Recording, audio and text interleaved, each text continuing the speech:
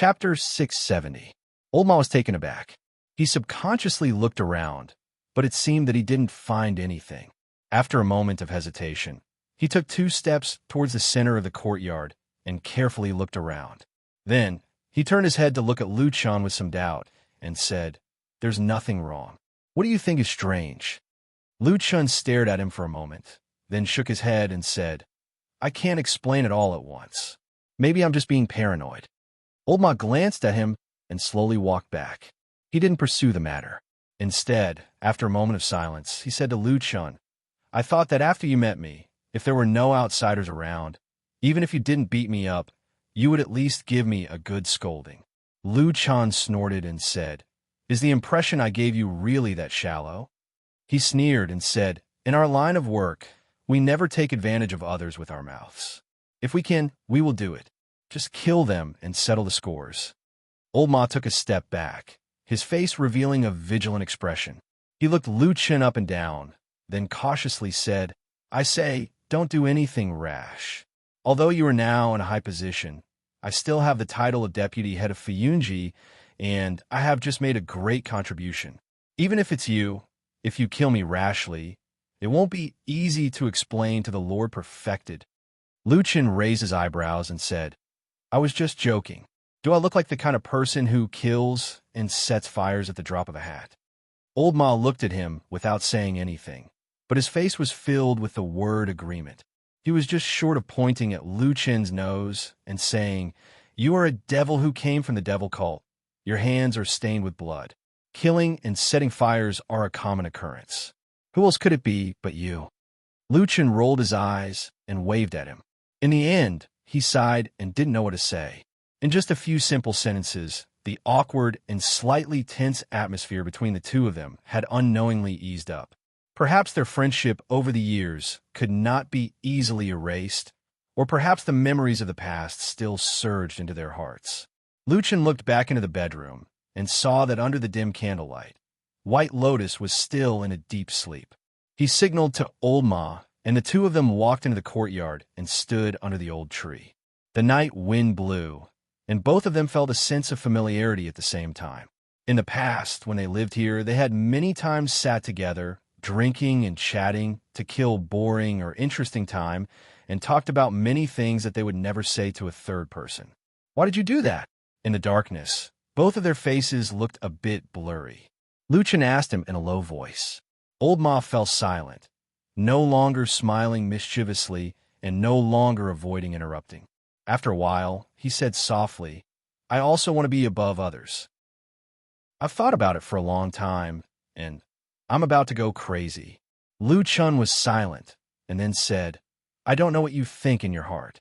Old Ma smiled and stood beside Lu Chun, leaning against the trunk of the old tree, looking up at the night sky, and said, "You won't know.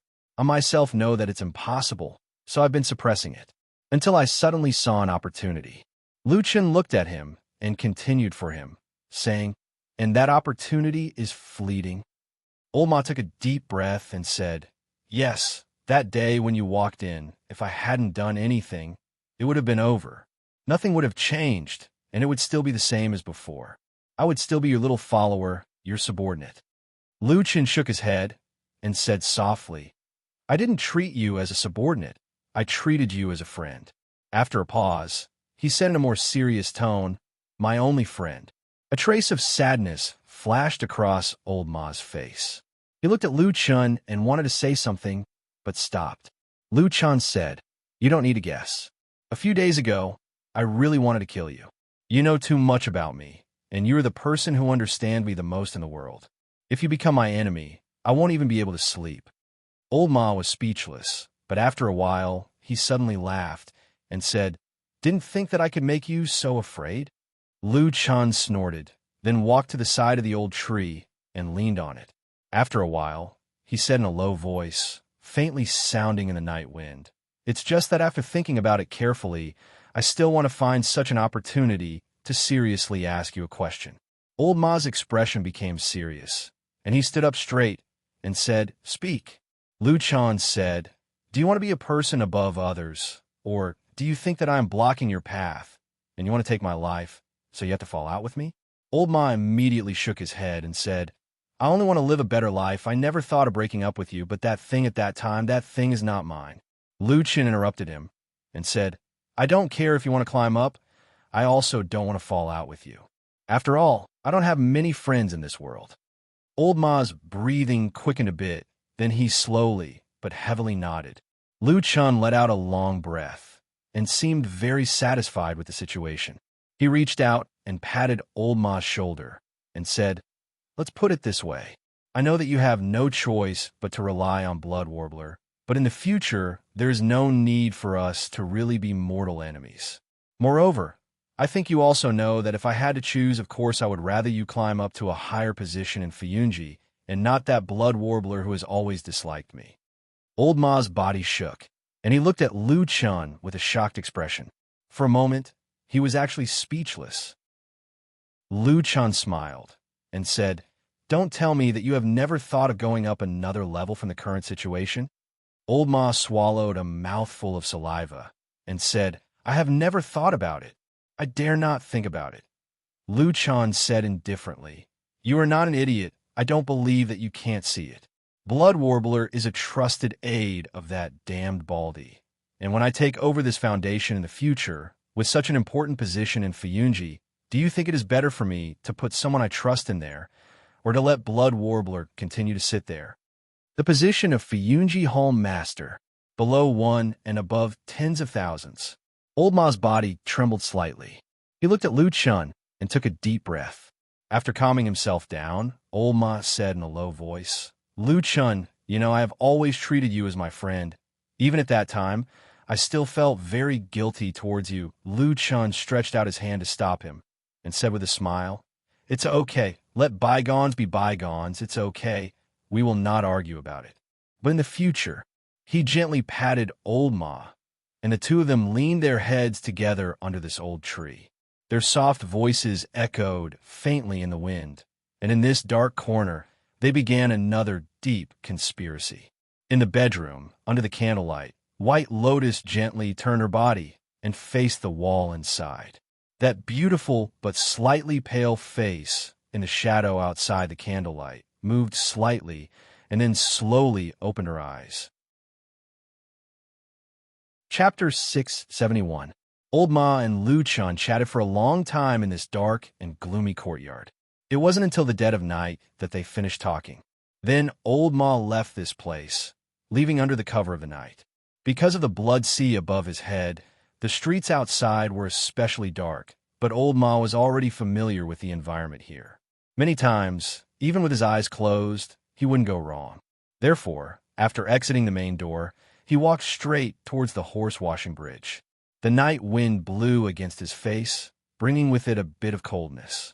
The horse-washing bridge appeared in front of him, but when Old Ma walked under the bridge, two ghostly lights suddenly lit up on the horse-washing bridge. It was as if two phosphorescent lights had suddenly appeared, staring at him in the darkness. Old Ma's body shook, and he immediately stopped. His entire body was tense, as if he was facing a great enemy. In the current immortal city, even though it was temporarily calm on the surface, there were undercurrents surging in the dark. Everyone was treading on thin ice, and no one knew if there would be a sudden plot against them. The two ghostly green lights didn't make any aggressive movements towards Old Ma. Basically, after they appeared, they stayed where they were without moving, staring at Old Ma. After Old Ma carefully observed for a while, he suddenly cursed and then let out a long breath. His body slowly relaxed, and he walked onto the horse-washing bridge. A large and robust figure stood up on the horse-washing bridge. Looking at the familiar silhouette, Old Ma smiled bitterly and said, Atsu, why are you also like Lu Chen, appearing and disappearing unpredictably, scaring people to death? Atsu didn't understand human language, so of course he wouldn't answer him, not even the barking of a dog. This powerful and robust black dog only quietly stood in the middle of the horse-washing bridge, looking at Old Ma. For some reason, Old Ma felt weird being stared at by the black dog. He pointed behind him and said, Lu Chen is in that house. Aren't you going to look for him? Atsu glanced at the house and seemed to think for a moment. Then, as expected, he strode over. Old Ma heaved a sigh of relief and shook his head secretly. He wondered what was going on in the immortal city now. Why did everything look so strange, be it humans or dogs? Lu Chun was like this, and Atsu looked different from before. But when Atsu quietly walked past him, Old Ma accidentally glanced at its head from the corner of his eyes. He was suddenly startled. Maybe it was an illusion, or maybe it was an inexplicable trace of palpitation. Old Ma suddenly felt that he seemed to see a blood-red light blossoming in Atsu's green eyes. Old Ma was shocked. When he wanted to take a closer look, Atsu had already walked past. Step by step, it walked into the darkness towards the house. Old Ma could only see its back. And in the moment when it brushed past him, the strange red shadow in the black dog's eyes seemed to be a blur. Old Ma hesitated for a moment, but in the end he didn't chase after it to see what was going on. Maybe it really was just a blur. He turned around and walked to the horse-washing bridge, and then left without looking back. It seemed that he was in a hurry. Atsu walked to the gate of the house. The door was closed. It raised a front paw and pressed on the door. The door was not locked. With a low squeak, it slowly opened a gap. In the distance, Lu Chun, who was standing under the old tree in the courtyard, felt something. He turned his head and looked in the direction of the narrow passage. The house was very dark, but it didn't seem to be a problem for Atsu. Its eyes seemed to be able to see more and clearer things in the dark than ordinary people. Atsu walked towards the passage, just like it had done countless times before. It landed on the ground silently and walked into the courtyard. The courtyard was also dark. There was only an old tree and a night breeze that passed by from time to time. No one could be seen. Atsu stopped on the corridor. It seemed to be a little confused, and it turned its head to look around. At this moment, suddenly, a hand stretched out from the darkness behind it and gently placed on its neck. Atsu's body suddenly stiffened, but then it felt something and relaxed. Behind it, Lu Chen's figure slowly appeared. He stood beside Atsu and gently stroked its soft and smooth fur. After a while, Lu Chen suddenly said, "Many years ago, I once stayed in an organization called the Devil Cult. There were many strange people in it, and many of them would subdue spirit beasts as pets." Atsu turned its head and looked at Lu Chen with a strange look in its eyes. Lu Chen smiled at it and continued. "There's once a person, I think his name was Pan Sheng. He liked cats very much, so he adopted a spirit cat. It was very beautiful, very docile and obedient. It was very famous in the devil cult for a while. However, the world is unpredictable, especially in a treacherous and dangerous place like the devil cult. Later, there was an accident, and Pan Sheng died inexplicably. No one knew who the murderer was. Even when he died, no one found out. He was just locked in his own room.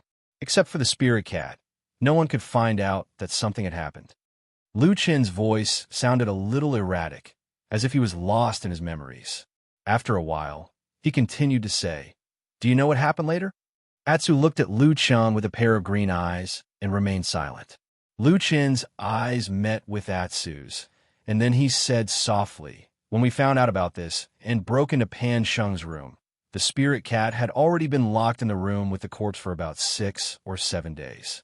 When we came over, we found that the gentle and obedient spirit cat had already eaten its owner's body. We've only seen a skeleton." Lu Chen murmured. His hand on Atsu's shoulder was slightly hot, and he stopped stroking it. Atsu stood in the same place. Its raised head drooped down, and its body didn't dare to move. It just stood there stiffly in the distance. Lu Chen approached Atsu and whispered in the dark, "In the future, don't treat me like this." The light in Atsu's eyes flashed quickly, and then it turned its head like a rattle drum. Lu Chen smiled, and there was a bit of warmth in his smile. He reached out and gently hugged it, and then said, "Okay, let's go in and see if White Lotus has woken up." After that, he walked towards the bedroom. Atsu seemed to be relieved, and it smacked its lips a few times. It looked like it still had a lingering fear in its heart, and then it followed. The candle in the bedroom was still lit, but the light seemed to be a lot dimmer. After Lu Chen walked in, he looked at the candle and then walked over to pick up the wick. Suddenly, the candle became a lot brighter, and the room was also brightened. Atsu suddenly growled at the figure on the bed. Luchin looked back, then nodded, walked over, and sat down on the edge of the bed. He looked at the back of White Lotus, and after a moment of silence, he said, "Have you slept enough? I have something to talk to you about." White Lotus's body trembled slightly. After a while, she slowly turned over and opened her eyes. Chapter 672. White Lotus sat up. Lu Chun stared at the girl in front of him. Although it had only been a few days since they last met, for some reason, he felt that the White Lotus in front of him had become a little unfamiliar. Of course, in fact, Lu Chun did not have a deep understanding of White Lotus. It was just that these days he had more opportunities to spend more time with White Lotus, so they were somewhat familiar with each other. But now, there was a strange feeling in that familiar feeling.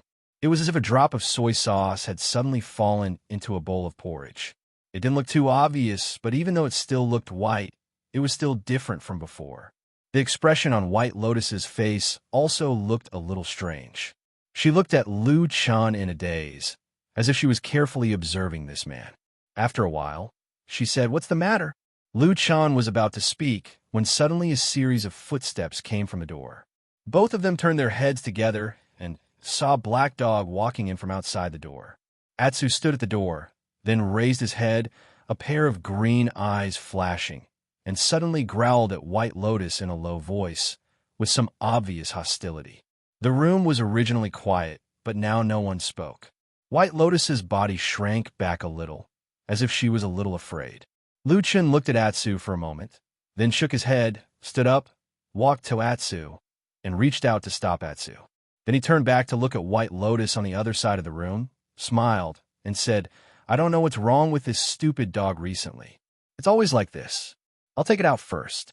I don't have anything urgent to do anyway. I'll talk to you later." White Lotus hesitated for a moment, as if a little surprised, but she still nodded and agreed. Lu Chun led Atsu out of the room and into the courtyard. Without stopping, he walked through the corridor and quietly left the house. They followed the small alley all the way to the horse-washing bridge. Lu Chun's footsteps slightly paused for a moment. He looked at Atsu, then nodded and said, "Dog nose is quite sensitive." "Woof," Atsu barked. Lu Chun smiled and turned back to look at the depths of the darkness. Then he said, "Let's go." I wanted to explain it to her, but who knew that after such a long time, she wouldn't even mention that branch. Days passed. As the sea of blood in the sky got closer and closer to the center, the gap above the city became smaller and smaller. The entire immortal city became darker and darker. It looked like it was about to completely sink into the blood-red light. In the past, the blood sea phenomenon had covered the sky, but to be honest, it had never been as depressing as it was now. Perhaps this slow and gradual process made people collapse, so more and more people fled from the immortal city. The originally bustling streets were a lot more deserted. More than half of those who could walk had left. Those who were left were either ambitious people who wanted to take advantage of the chaos to make a fortune, or those who had nowhere to go. In contrast, almost no one left Mount Tianlong. This also showed the strong control of the few big shots in Zhengxiaming. This also made Mount Tianlong unexpectedly become the most lively and crowded place in the immortal city. However, things were still slowly changing. The inspection of going up and down the mountain gradually began to become stricter, and the division of forces became very obvious. In the past, everyone was under the same Zhengxiaming, and all the passages up and down could be walked without obstruction.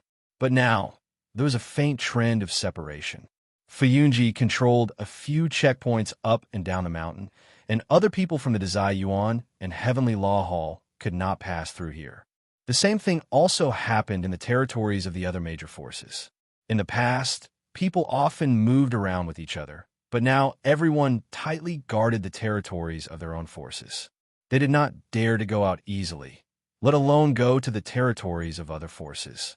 In this strange situation, no one knew what would happen. Whether it was Supreme Lord Tianlong, Supreme Lord Taihu, or Supreme Lord Guangbo, none of them actually came out to say or give similar specific orders. But things were just so strange.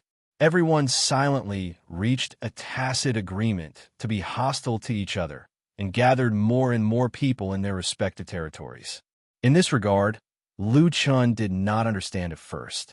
Even if they wanted to attack others, wouldn't it be better to attack when they were alone or when there were fewer people? Now, this kind of situation was forcing people to stick together more and more tightly. Wasn't this just asking for trouble?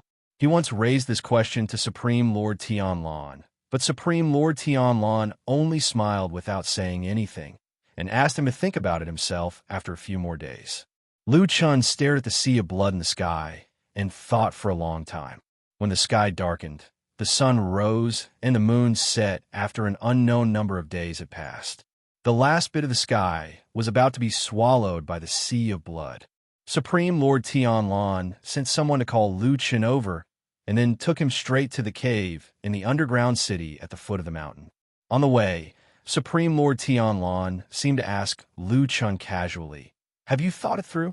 Lu Chun pondered for a moment and said, "I've thought about it for a long time, but it is reasonable to say that no matter what, as long as it is to deal with those people, it is not a good strategy to let them gather their strength like this. Unless..." Supreme Lord Tianlan replied with a looked at Lu Chun with a slightly questioning look, and said, "Unless what?" "Unless you already have some tricks up your sleeves and set up an unknown trap that you are extremely confident of winning. So, the more strength the enemy gathers, the happier you will be, and you will be able to completely destroy them in one go." Supreme Lord Tianlan laughed out loud and walked away with his hands behind his back, saying with a smile, something like that. Behind him, Lu Chun rolled his eyes. He thought to himself, this damn Baldy is now arrogant to the point that he's somewhat unreasonable. He was not going to deal with ordinary people, but a few soul formation perfected lords working together. When they walked to the entrance of the tunnel leading to the underground city, Lu Chun noticed that there were clearly more guards here than before. After a rough estimation, there were at least 3 times more guards. In the crowd, Lu Chun did not see Lu Ting and the others whom he knew previously, as if they had been replaced. "I've already told Xue Ying and the others about the matters above ground," Supreme Lord Tianlan said to Lu Chun. "Go down with me. The matters below are more important." Lu Chun took a deep breath and said in a deep voice, "Is it time?" Supreme Lord Tianlan looked up at the sky, and so did Lu Chun. In the sky, in the center of the sea of blood, there was only a gap with a radius of less than 100 feet left. From afar, it seemed like it would be completely drowned in the blink of an eye. "We're almost there," Supreme Lord Tianlan said to Lu Chun calmly. "Let's go. We're going to do something important." Chapter 673. Fuyunji was currently the most powerful hall in Zhengxiaming, so the benefits they occupied were also the largest. In reality, the most eye-catching thing was that Fuyunji also owned the most magnificent and imposing hall in the whole of Zhengxiaming. To be honest, Fuyunji's arrogant behavior was very repulsive. On top of the mountain, outside of the city, there were countless people who disliked Fuyunji.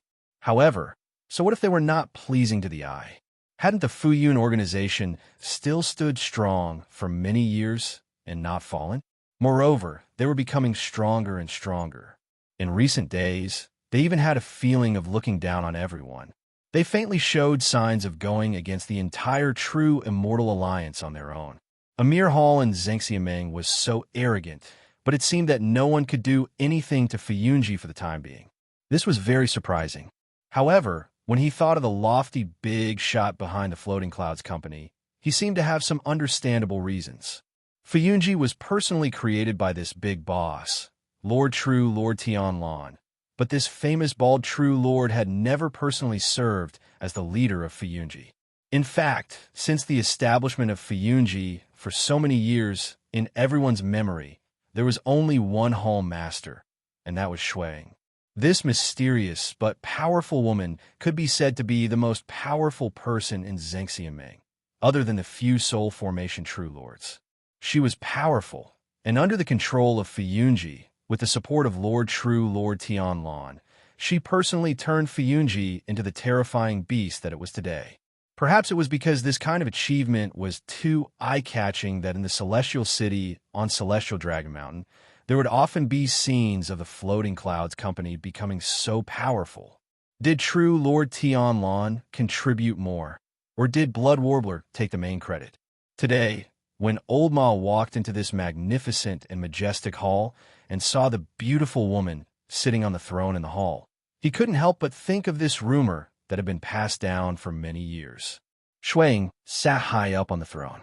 The towering throne and the majestic stone pillars on both sides, as well as the lifelike carvings of a coiling dragon, painted on the dome of the great hall, were like an inverted universe, and that woman was the center of this small world. She was beautiful, cold, determined, and powerful. Everyone who came here, regardless of whether they were men or women, seemed to have an urge to look up and worship her. They would subconsciously think and acknowledge that she was the master of this place. She belonged here. She led here. She would coexist with this place for a long time, until she aged and died. However, in reality, there was an inconspicuous but sharp thorn that would never disappear. The real master of this place was someone else. Old Ma walked over, saluting and greeting Shuang. Shuang was handling some affairs. Recently, there were too many things to do in Fuyunji. Fuyunji, which was originally like a quiet, sleeping beast, after Shui Ying's orderly and decisive orders, Old Ma could feel that the terrifying beast was gradually waking up. Shuang saw Old Ma, smiled at him, and nodded in greeting. Old Ma smiled politely and let her continue with her work, while he patiently walked to the side and waited. About an hour later, Shui Ying finished all the things she had on hand, and it seemed that she had obtained a temporary chance to take a breather. She let everyone else leave the hall, leaving only Old Ma. Then, very naturally and casually, she stretched in front of Old Ma.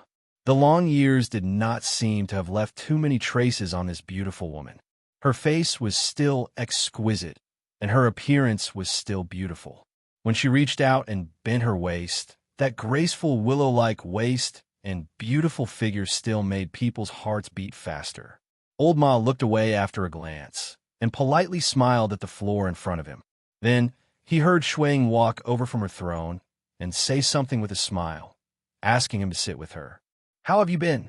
Shui Ying's first words were gentle and ordinary, like an old friend of many years, smiling and expressing concern. Old Ma also smiled and said, "It's quite good." Shuang nodded, and then her smile faded. She asked Old Ma a second question. "Do you think the other demigod true monarchs in Zhengxiaming are all idiots?" At that moment, Old Ma felt his heart beat violently. He did not know why, but at this moment, a somewhat inexplicable thought flashed through his mind. He thought that if he was drinking tea now, he might choke and then spit it out. Would that be very awkward? He paused, took a deep breath, and then looked up at Shuang. Shuang was looking at him with a smile and did not have any intention of avoiding his gaze. Looking at her eyes, Old Ma knew that this question most likely could not be answered perfunctorily. He thought carefully and then frowned. A somewhat sincere expression appeared on his face, and he said to Shuang, "Hall Master, please forgive me for being blunt. The other true monarchs in the Immortal Alliance may not be as good as Lord True Monarch Tianlon, or perhaps they all have some secret weaknesses that outsiders do not care about, but I feel that the word idiot really cannot be used on them." Shuang nodded and said, "Is that what you think?" Old Ma felt that this woman's gaze was somewhat piercing, but after a moment of hesitation, he still nodded with a bitter smile and said, "Yes." Shui Ying said, "I feel that what you said is right, but I don't know if you have noticed the current situation, but these days on Sky Dragon Mountain, the reactions of those true monarchs of the divine transformation realm really seem to be very idiotic." Old Ma was startled for a moment, then immediately reacted and said, "You mean that their reactions are too slow to the point that it seems like they are stupid?" Shuang directly said to Old Ma, "Although we all know that many places in Zhengxiaming have been rotten for so many years, deceiving the superiors and the subordinates, corruption, power struggles, and the people at the bottom, but no matter what, this is a time of life and death, and it is like fire and water that can explode at any moment. At this time, we Fuyunji have already mobilized all of our forces, while the other halls seem to be numb and slow. Do you think this is normal? Old Ma said, You are saying that there is a trap in this? Shuang coldly snorted and said, There are only two possibilities. One, these halls are secretly colluding and preparing some kind of killing plan to deal with us, and on the surface they're pretending to be like this to make us lower our guard. The other is that these guys are even worse than we thought, rotten to the bottom. Their previous strength was only on the surface, and at this time, they can't even gather their strength to fight against us. There are only these two possibilities. Which one do you choose? Shuang asked Old Ma. Old Ma thought for a moment and said in a low voice, Even a lion will use its full strength to catch a rabbit, but whether it is the second possibility or not, we can always use our full strength to deal with them. Shuang looked at Old Ma and said, You are right, but if there is something strange here, it is best for us to figure it out. After saying that, she took out a piece of paper from her bosom and handed it to Old Ma. This is the secret code that we've planted in the mouths of the other halls. Today, you should secretly make contact with them and see if there's anything we don't know about. Chapter 674. After coming out of the main hall of Fuyunji, Old Ma subconsciously raised his head to look at the sky. It should be daytime at this time according to the time, but this world, this celestial dragon mountain, and even the entire immortal city looked gloomy and gloomy, appearing particularly depressing. The sea of blood in the sky was surging, the blood waves rolling, covering almost all of the sky, leaving only a small hole in the center, struggling to let out a beam of light to sprinkle on the human world. In the past, when the weather was normal, Old Ma had never felt that the light in the sky was so precious. Until now, when he raised his head to look at the beam of light sprinkling down from the sky, looking especially small and unusually beautiful in the countless rolling blood waves, he realized that he actually missed the original sky so much. Perhaps it was always only when one was about to lose it that he would miss and cherish such a beautiful thing. He shook his head and walked into the distance. In the middle of the journey, he opened the paper in his hand and looked at it for a while, then folded it expressionlessly and put it into his bosom. There were some names written on the paper, as well as a few ways to contact them. If what Shuang said was true, these people were the shadows that Fuyunji had hidden the deepest in his own Zhengxiaming. But were they really the shadows that were hidden in the deepest? Or were they just the shadows that Shuang thought were hidden in the deepest? In Old Ma's mind, on a certain night a few days ago, on that quiet and deserted mountain peak, the words that the charming and beautiful woman said to him. This list did not have her name on it. It seemed like old friends were more reliable, whether it was in terms of friendship or future prospects. Old Ma decided to find a chance to get 2 bottles of good wine later, and then go and flatter Lu Chun. That young man, although cold-hearted and murderous, had one good thing about him, and that was that he cherished old friends. He was still soft-hearted to old friends. But where was he now, and what was he doing? This was what Old Ma thought in his heart. Lu Chun also raised his head and looked above his head. However, unlike Old Ma on Sky Dragon Mountain, the sky above his head was not covered by the Blood Sea anomaly. Instead, it was the dome of a huge grotto. Due to the existence of the blood moon, it actually looked a little similar to the blood moon. The blood moon in the underground cavern seemed to have grown a lot bigger. Although it was still surrounded by the dark red light and couldn't be seen clearly from the outline, it seemed to be twice as big as before. Although the underground cave was large, this change was still very obvious. And because of this underground space, Lu Chun soon felt a sense of oppression from the sky after entering this underground city. He felt that his breathing was a little unsteady, and his heartbeat was a little faster.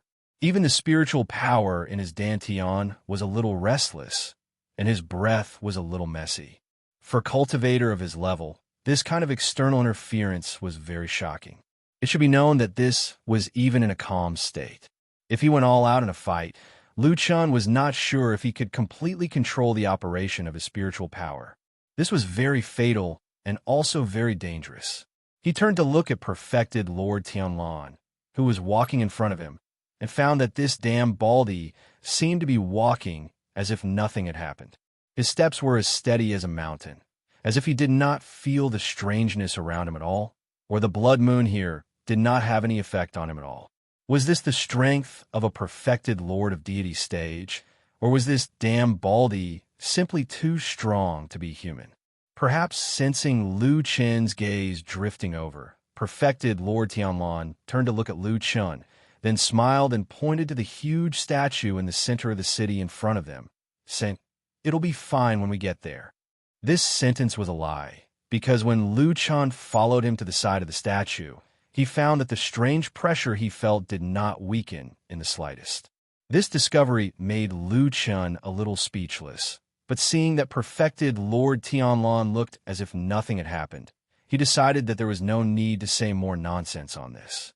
However, halfway through, Lu Chen noticed that when the two of them walked past the house, which was also the house where the abnormality occurred when they came down to rescue White Lotus last time, perfected Lord Tianlan seemed to look over casually. However, nothing happened. The two of them just walked to the center of the empty city, and then perfected Lord Tianlan walked to the side of the strange stone statue. After examining it for a while, he turned to Lu Chen and said, "You've been here many times, haven't you? Have you touched this thing before?" Lu Chen walked to his side and said yes. Perfected Lord Tianlan looked at him and asked, "How did it feel?" Lu Chen pondered for a moment, then said honestly, "I feel that there's something strange inside, as if there are many, many monsters locked inside. Although I'm imprisoned and unable to escape, as long as I touch this place, I feel like I'm being dragged inside." After saying that, Lu Chen looked up again, and his gaze swept across the huge stone pillar that was connected to the ceiling of the cave above. He asked, "According to the direction, this thing seems to be below the white tiger statue?" Perfected Lord Tianlan nodded and said, "You're right, this statue is a part of the white tiger statue." Lu Chen nodded silently, and the appearance of the white tiger statue on the ground appeared in his mind. The four divine beast statues in the Immortal City were quite famous, and they were the representative buildings of the Immortal City. Even the Immortal City was divided into 4 areas according to the location of the 4 divine beast statues: Azure Dragon, White Tiger, Vermilion Bird, and Black Tortoise. The 4 statues were extremely huge, but no one would have thought that they actually had such a huge part that extended deep underground. At least from Lu Chen's point of view, the lower part of the statue in the cave was even bigger than the statue on the ground. However, although the two were one, it was obvious that the 4 divine beast statues that had existed in the Immortal City for a long time did not have such a strange aura. Otherwise, there would have been countless people who had touched the 4 divine beast statues in the Immortal City, but no one had ever said that they felt such a terrifying aura. Perfected Lord Tianlan did not explain further, and merely waved at Lu Chen before sitting down beside the strange statue. Lu Chen was silent for a moment, then asked in a low voice, "The thing that's imprisoned inside is a ghost?" Perfected Lord Tianlan smiled and nodded. Then he added, "A small portion." "Oh," Lu Chen replied indifferently, then took a deep breath. After a while, Perfected Lord Tianlan raised his hand, reached into his pocket, and took out an item. Lu Chen recognized the shiny golden item. It was the Kunlun seal. Chapter 675. As if sensing Lu Chen's gaze, Perfected Lord Tianlan glanced at Lu Chen with the glittering golden Kunlun seal in his hand. Lu Chen took a deep breath and asked, "Are we going to start now?" "No," Perfected Lord Tianlan denied. "We'll have to wait for a while longer. When the blood sea phenomenon in the sky completely covers the sky, it will be the time for us to open the seal of the relic and completely activate the blood moon." Lu Chen thought back to when he had just ascended. The sea of blood above the vault of heaven still had the last bit of clear sky. It was like an incomparably precious gem that was on the verge of collapse embedded in the bloody sky. Lu Chen nodded. After a moment of silence, he said, I remember that the seal of the ruins has existed for many years. No one has ever entered it. How did you know the method to open it? Perfected Lord Tianlan smiled and said, back then, my master, Master Tian Hong, had set it up here. He used his great power to destroy the old seal that had been passed down since ancient times and was on the verge of collapsing after a long time. Then, he set up a brand new powerful seal and told me all the secrets behind it. Lu Chen's heart skipped a beat, and a strange expression flashed across his face. After a moment of hesitation, he asked Perfected Lord Tianlan, Am I overthinking? Why do I feel that, although there's nothing wrong with what you said on the surface, my Grandmaster left an opening on purpose and told you about it? Perfected Lord Tianlan smiled and nodded. We're indeed of the same origin. That's the truth. After a pause, he looked at Lu Chun with a smile and sighed. It's a pity that your Grandmaster passed away early. If he could see you today, I'm sure he would feel gratified.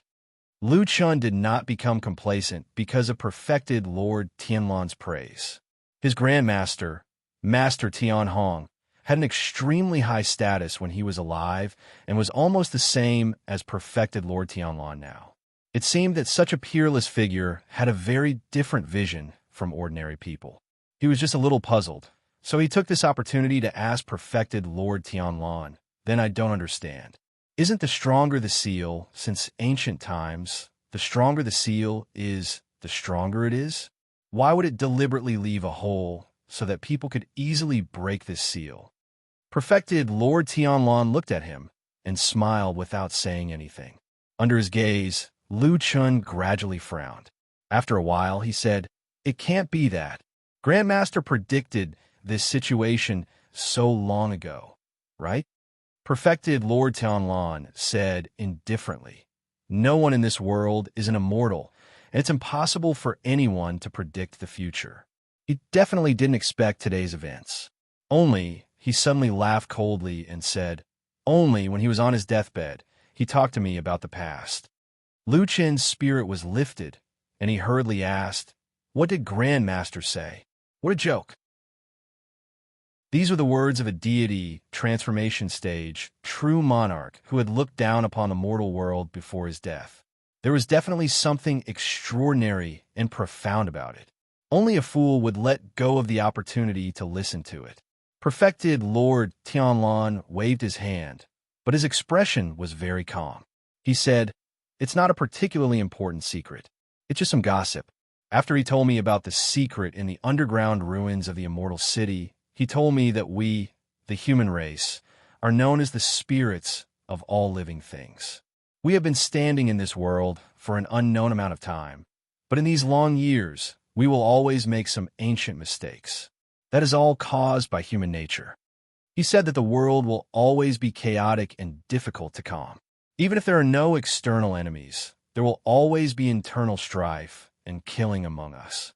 At the end of the day, it's still about the unfair distribution. There are hundreds of millions of living beings in the vast land of the Divine Continent, but the resources to cultivate to become an immortal are always limited. It's impossible to satisfy everyone's needs. No, it's not even enough to satisfy half of the people's needs. The supply and demand are already so tight. However, there are still some people in this world. At this point, Perfected Lord Tianlan's face suddenly revealed a ruminating look. He pointed at Lu Chun and then at his own chest. Yes, this group of people are like us. Some of them even occupy resources that far exceed what they need. That's why there's a divide between the rich and the poor. The poorer the poor, the richer the rich. Lu Chun stared at the damn baldy for a while. You're quite insightful. However, why didn't you say that in the past? Am I stupid to say that? Perfected Lord Tianlan scoffed at that question. There are countless people in the world, and most of them are no different from ants. The things that I can do with so many resources is much better than what they can do. Lu Chun said, So you're even deciding the fate of the people in the world for them? Perfected Lord Tianlan harumphed. That's right. It's much better for me to decide for them than them. All right. Lu Chun nodded and sighed. Creak. The door was pulled open. At that moment, a rare ray of light fell from the sky and shone on the courtyard. adding some liveliness to the cold and lonely place. White Lotus gently covered her eyes with her hands. After a while, her eyes slowly adapted to the light outside the house. Then, she walked into the courtyard and looked up at the sky. The sea of blood was vast and boundless. There was only a hole in the sky at the center. However, the waves of blood kept surging, and it seemed that the last gap would be swallowed up very soon. White Lotus lowered her head. There seemed to be a trace of confusion on her beautiful but slightly pale face. She subconsciously reached out her hand to support the old tree in the courtyard beside her. However, when her palm rested on the tree trunk, White Lotus suddenly felt something. She abruptly raised her head and looked to the side. She saw that the old tree, which used to be lush and full of vitality, had withered and was full of green leaves. All that was left was creaking and stretching toward the sky. It was as if a dying person was desperately reaching out to the sky to grab at the last life-saving straw. The tree seemed to have died. White Lotus stared at the old tree in a daze. She used her hand to gently push it. The tree did not move at all. After a while, a withered branch made a low crackling sound and fell at her feet.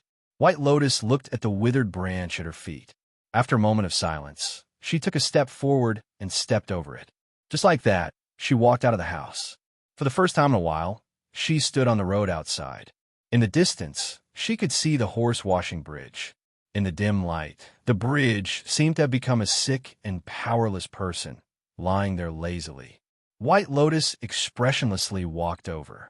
After identifying the direction, she began to walk towards the entrance of the underground cave in the Immortal City. Chapter 676.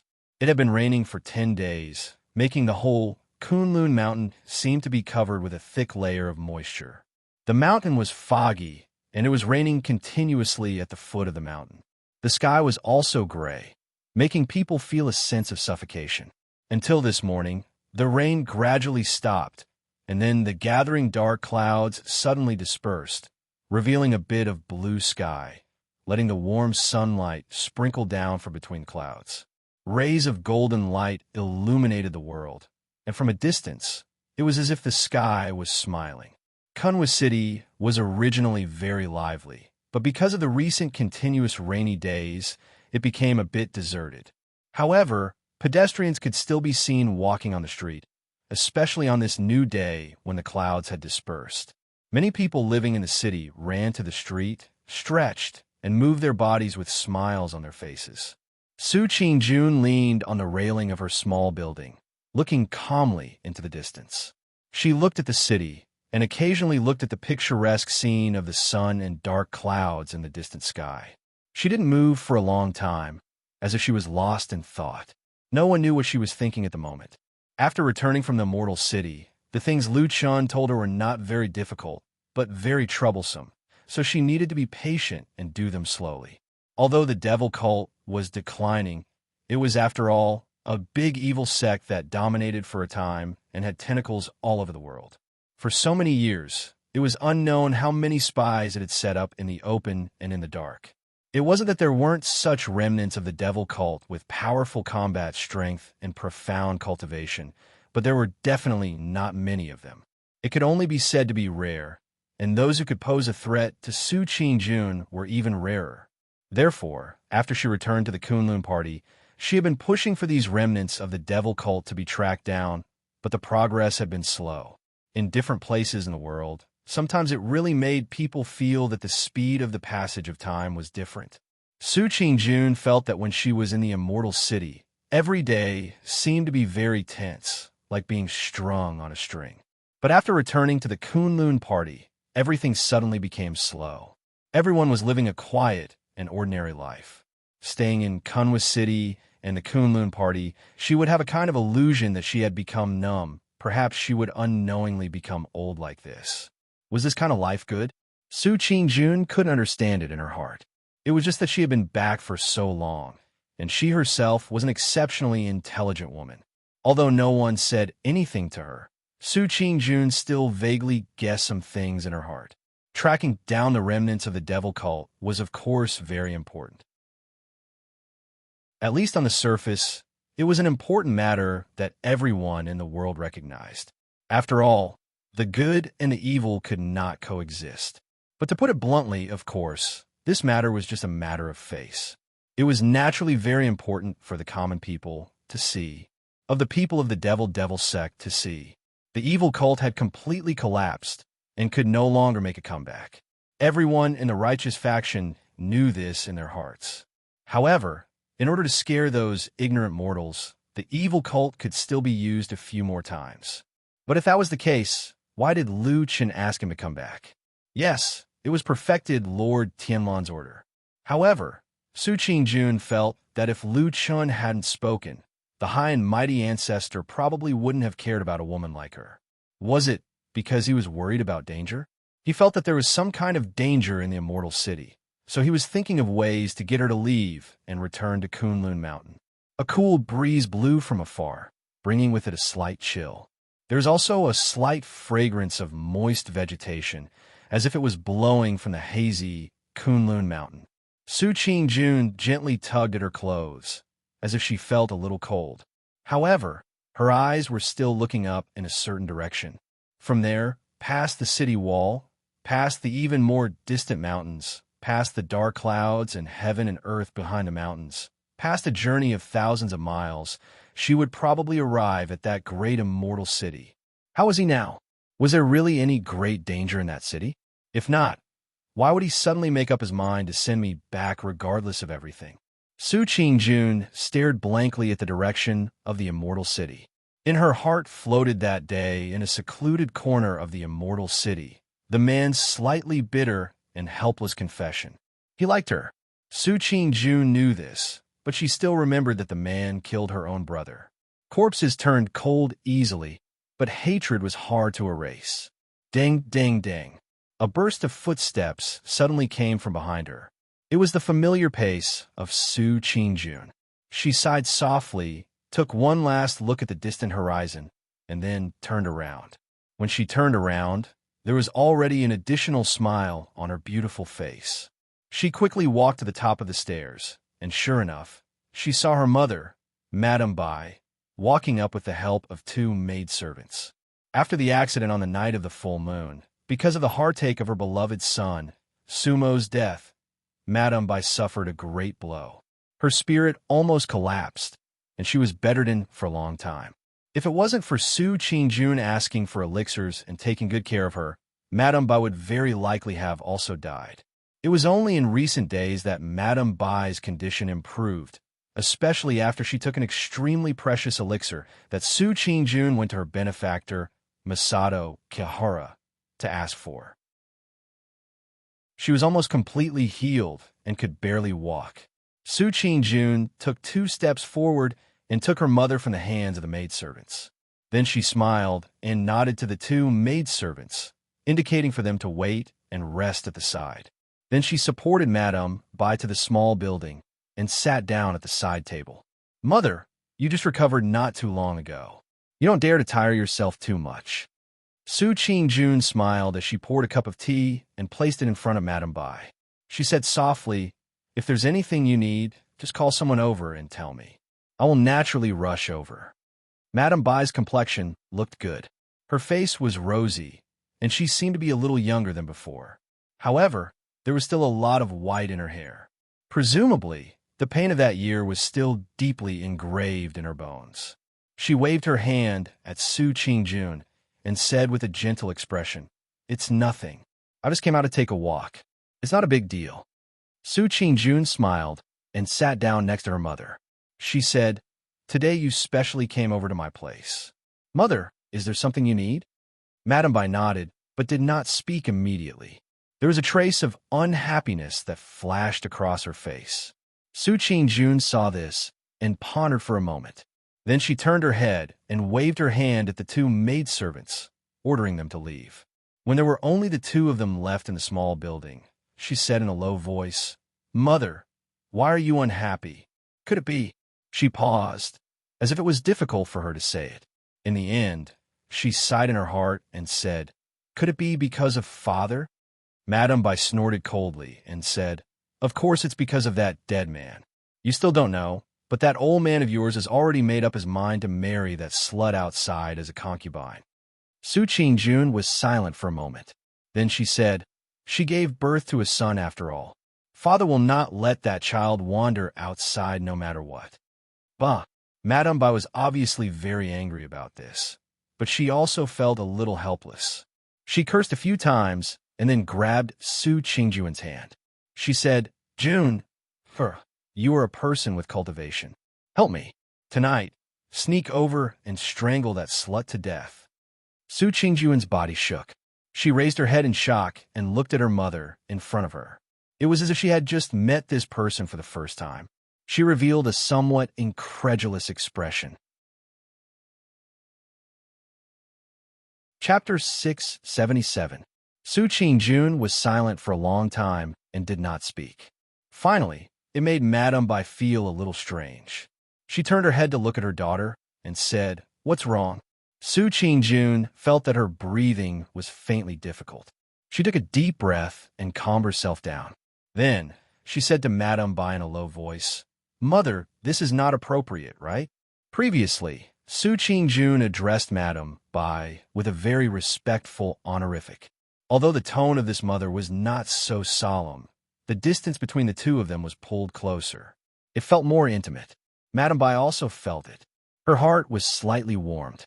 She nodded and looked at her daughter with a slightly gentler gaze. However, her mouth continued to say, "There is nothing inappropriate. If I tell you to do it, you just do it. That slut outside is just an ordinary mortal. You are now a Jindan realm cultivator. You have great abilities. If you want to kill that child, it will be an easy matter. No one will find out." Su Qingjun frowned. There was a the wisp burning in her heart for no reason. It made her annoyed and irritated. However, she still had a calm temperament. She quickly suppressed the fire in her heart. She patiently said to Madame Bai, "Mother, I did not mean that. It is not a question of whether or not I can kill that child, but whether or not I can kill that child. After all, no matter what, that child is father's flesh and blood.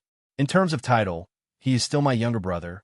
As soon as the last two words came out of her mouth, Su Qingjun's voice stopped abruptly. There was a burst of regret in her heart. However, it was already too late. Sure enough, when Madame Bai, who was standing in front of her, heard the two words "younger brother," her face suddenly changed. She slammed the table and stood up. She glared angrily at Su Qingjun and shouted harshly, "What younger brother? Let me tell you, you will only have one younger brother in your life, and that is Sumo. He is your only biological younger brother." At the end of her speech, Madame Bai's voice was sharp and her body was trembling. Even her face was flushed red. Her eyes and eyebrows looked especially ferocious, as if someone had stabbed her in the most painful place in her life. Su Qingjun immediately lowered her head and supported Madame Bai at the same time. She said hurriedly, "Yes, yes, yes. Of course, I only have one younger brother, Sumo. Mother, don't be angry. Don't worry. Let's talk nicely. If there's anything, let's talk nicely." Madame Bai's chest heaved up and down. She seemed to be very angry. She took 2 steps back and sat down on a chair. She was still panting and gritting her teeth as if she wanted to strangle the child outside right now. Su Qingjun stood beside her. Seeing her like this, she felt a wave of sadness in her heart. At the same time, there was a faint, inexplicable fear. After a while, Madame Bai's panting slowly calmed down. She raised her head and looked at Su Qingjun. She suddenly sneered and said, "Don't tell me you also think that I've gone mad?" Su Qingjun immediately shook her head and said, "There is no such thing. Mother, your body is not fully recovered yet. You still need to recuperate carefully. When I return to Kunlun Mountain, I will ask for some good elixirs for you so that you can live a long life." After saying that, she paused and suddenly frowned. She looked at Madame Bai suspiciously and said, "Just now you said—" Madame Bai smiled sadly and said, "Naturally, it is that good father of yours." Su Qingjun was speechless and could only lower her head.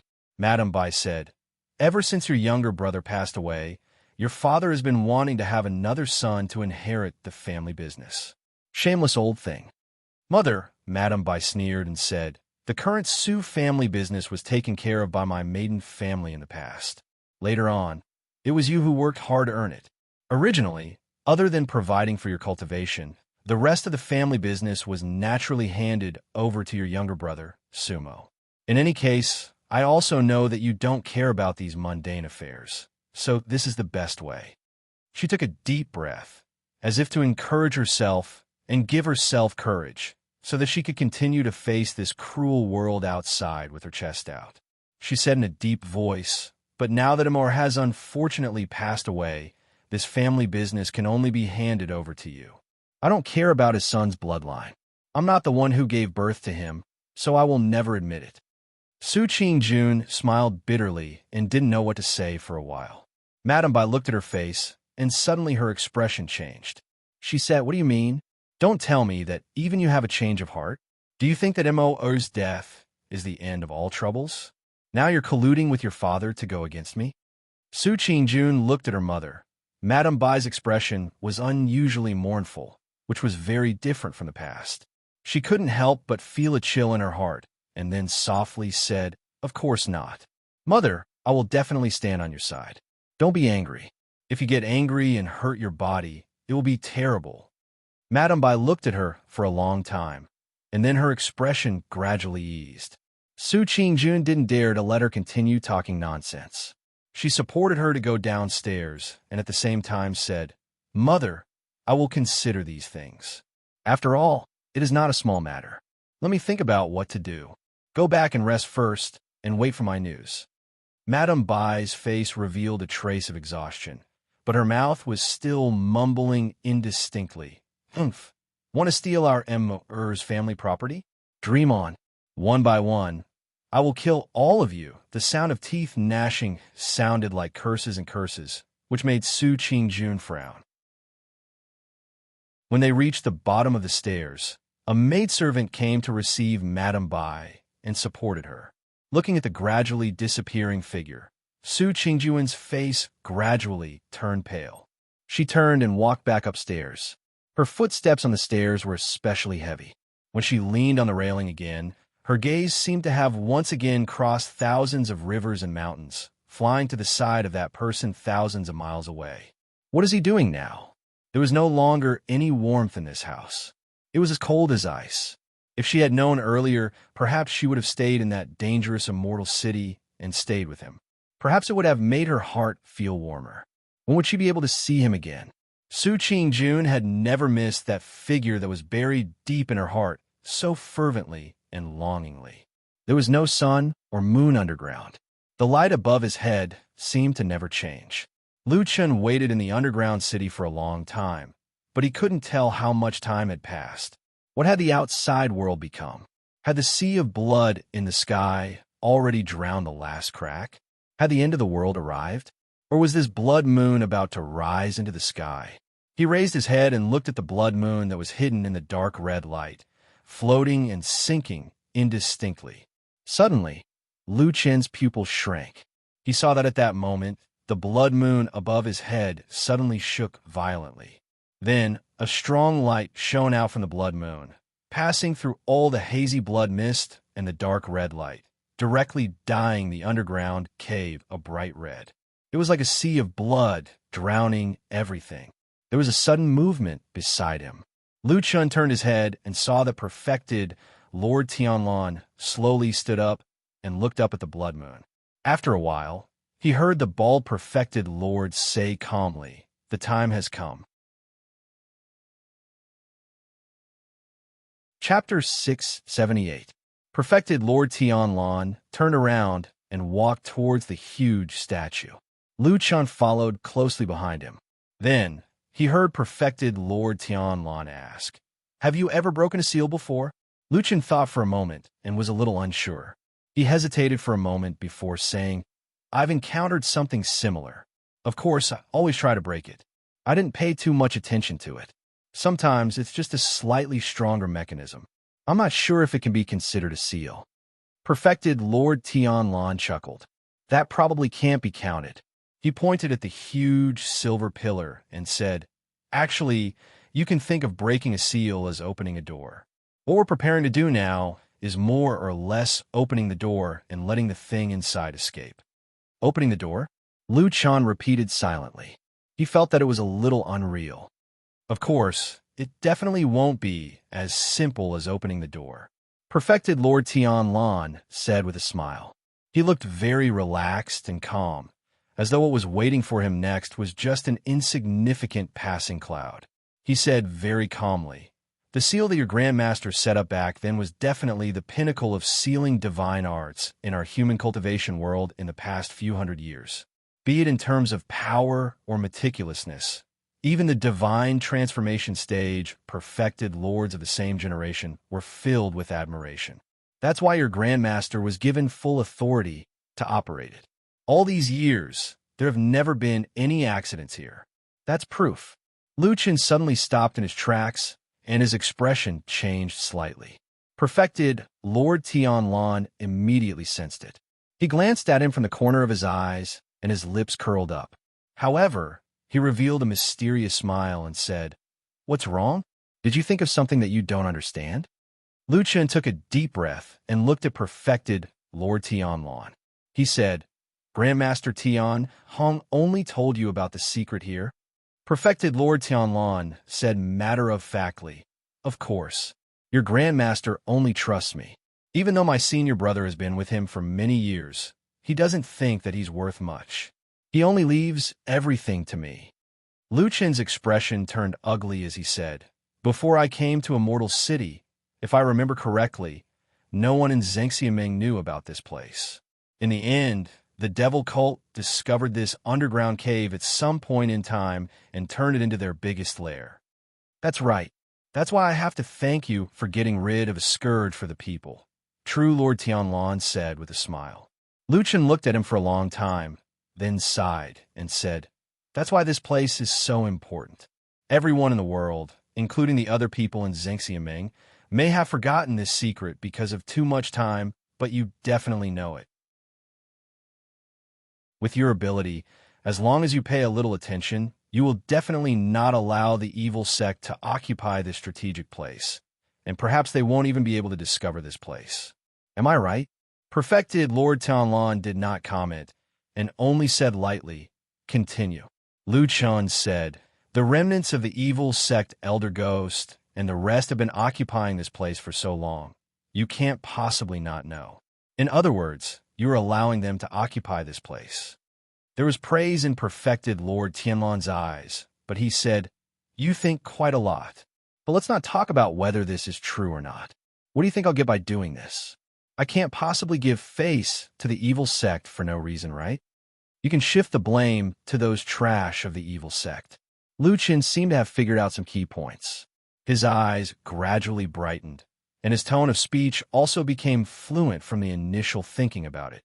He said, "This place is a powerful seal that I've set up publicly. Ordinary people can't break it at all. And if it's opened rashly, there will naturally be discerning people in the world who will be suspicious. But if it's occupied by the evil sect, then it's hard to say. Who knows what those vicious, crazy, and despicable fellows of the evil sect will do here? Even if there's a problem with the seal, most likely it's the fault of those lunatics." Speaking of this, Lu Chen suddenly gave a wry smile and said, "Unsealing and releasing the devil, the calamity descending upon the people. This kind of thing seems to be similar to the evil sect's temperament in the past. There's no need to shift the blame to others. Everyone will automatically put the blame on the evil sect." Perfected Lord Tianlan laughed out loud, but did not say whether what Lu Chen said was right or wrong. He only smiled and waved his hand before walking to that statue. He looked up at that towering stone pillar that pierced into the cave's dome. He then stretched out his palm, with one finger like a knife, knocked 3 times on the surface of the stone pillar. Dang, dang, ding. The flesh and blood fingers made contact with the solid surface of the stone, and a clear and shocking sound of metal and stone rang out. This sound was clear and melodious, like a bird flapping its wings and flying high, instantly surging in all directions. For a moment, it seemed as if there was an echo from the stone walls of the distant cave, causing the entire cave to reverberate with that sweet-sounding dang-dang sound. Then, suddenly, a ray of light shone from perfected Lord Tianlan's fingertip and then turned into a golden ray of light that automatically drew a circle around his fingertip on the stone pillar. In the flickering golden light, this circle divided into 3 rays of light at the same time. They spread out in different directions, each drawing a strange and inexplicable pattern. Moreover, after a certain distance, they split again and divided into different golden rays of light, extending further away. Just like that, a magnificent and huge golden pattern began to slowly appear on the statue. Lu Chan stared at the stone pillar that looked as if it was about to come to life. Suddenly, as if he sensed something, he abruptly turned his head to look. He did not know when, but in this empty city, there were actually countless golden rays of light rising up. Those golden rays of light looked as thick as an arm and were as straight as a column. They rose up from different places, some on the streets, some in alleyways, and some from empty houses. There was no pattern to the distance between them, but when Lu Chun looked at this scene, he suddenly felt that it was somewhat familiar. He felt as if he had seen this scene somewhere before, or perhaps he had not. However, such a huge aura, coupled with the surging red light of the expanding blood moon above his head, made him feel a trace of an ominous aura that he had experienced in the past. He thought of that desolate valley, of the battle that changed the course of the battle between good and evil in the world many years ago, and of the formation that had a huge impact on his life. The god-vanquishing spell formation. His heart suddenly began to beat violently. At that moment, he tightly clenched his teeth and closed his mouth, but there was a voice in his heart that seemed to be shouting and shouting silently. God-vanquishing spell. Why is this aura exactly the same as the God-vanquishing spell? Chapter 679. That day, the surging blood-colored clouds in the sky really looked like red waves hanging upside down in the sky. They surged wave after wave, bringing with them the sound of wind and thunder. Deep within the clouds, lightning flickered indistinctly. It was as vigorous as a dragon, but also as restless as a huge silver snake. It shuttled through the sea of blood, and from time to time, it would poke its head out to look down at the world, baring its ferocious fangs. The sea of blood surged, and the waves surged, approaching the last bit of gap. The waves rolled thousands of feet, and slowly smoothed out the remaining gap of the halo. Under the dark clouds, the huge immortal city looked very much like a dead city. The once bustling city was no longer there, and everywhere was deserted. At this point, anyone could see that the situation was not quite right. The ordinary people who could leave had already left. Those who couldn't leave, or those who had the heart but were powerless, or those who had great ambitions, wanted to see what would happen here. Life was like this. When you were young, you would always have dreams, always have lofty aspirations, and look down on the world. You would hope that one day you would stand at the top of the mountain, and then, with slight fatigue and pride, say that life was just like that.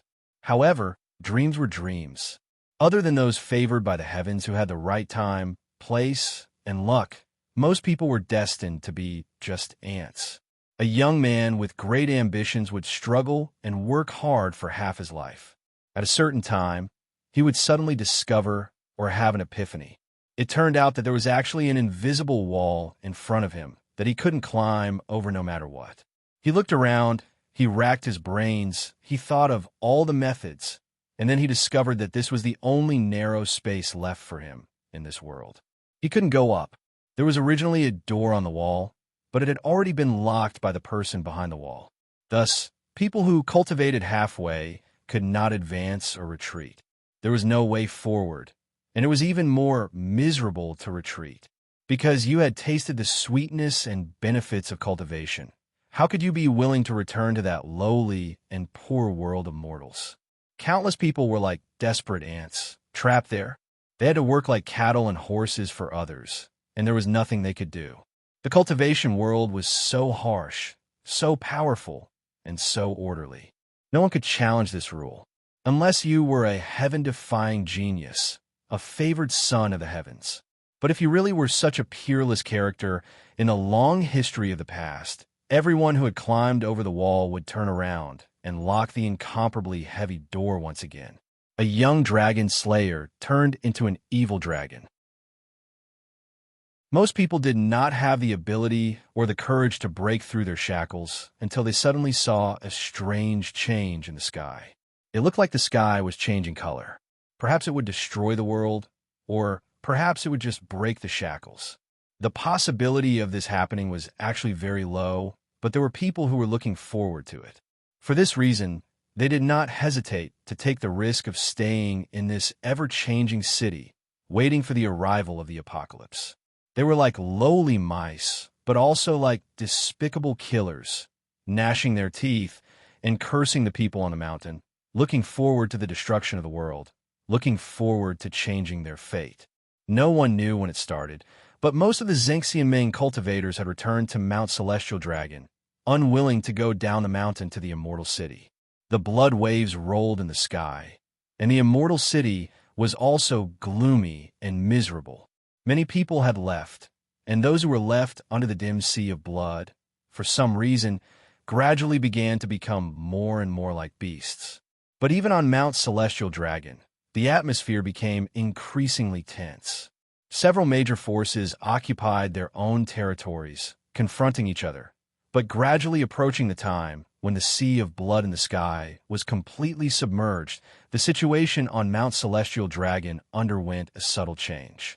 Fuyunji still stood firm and guarded the largest territory, but the other forces, to be exact, the forces of the other deity transformation stage cultivators, began to gradually integrate and join forces. The people of the Grand Courtyard could go to the territory of the Heavenly Law Hall. The people of the Starry Hall would greet the guards of the Grand Courtyard with a smile when they saw them. The checkpoint of the Heavenly Law Hall was removed from the people of the Grand Courtyard and the Starry Hall. Everyone laughed and mingled together like the best of brothers. Their subordinates were like this, and their leaders were also like this. Without the tacit consent of the higher-ups, this kind of thing could not happen. This situation was quickly fed back to Fuyunji. When Shuang opened the note in her hand, she found that half of it was dyed red with blood. It was a ghastly sight. Shuang silently opened the note and read it once, then touched the bloodstain with her finger and looked to the side. Old Ma was standing not far from her with a frown on his face. "Their losses?" Shuang asked softly. Old Ma nodded and said, "When this note was delivered, 3 people died on the way. They were all lines that we buried for a long time." Lines and shadows were common names in Fuyunji, and they represented the same meaning.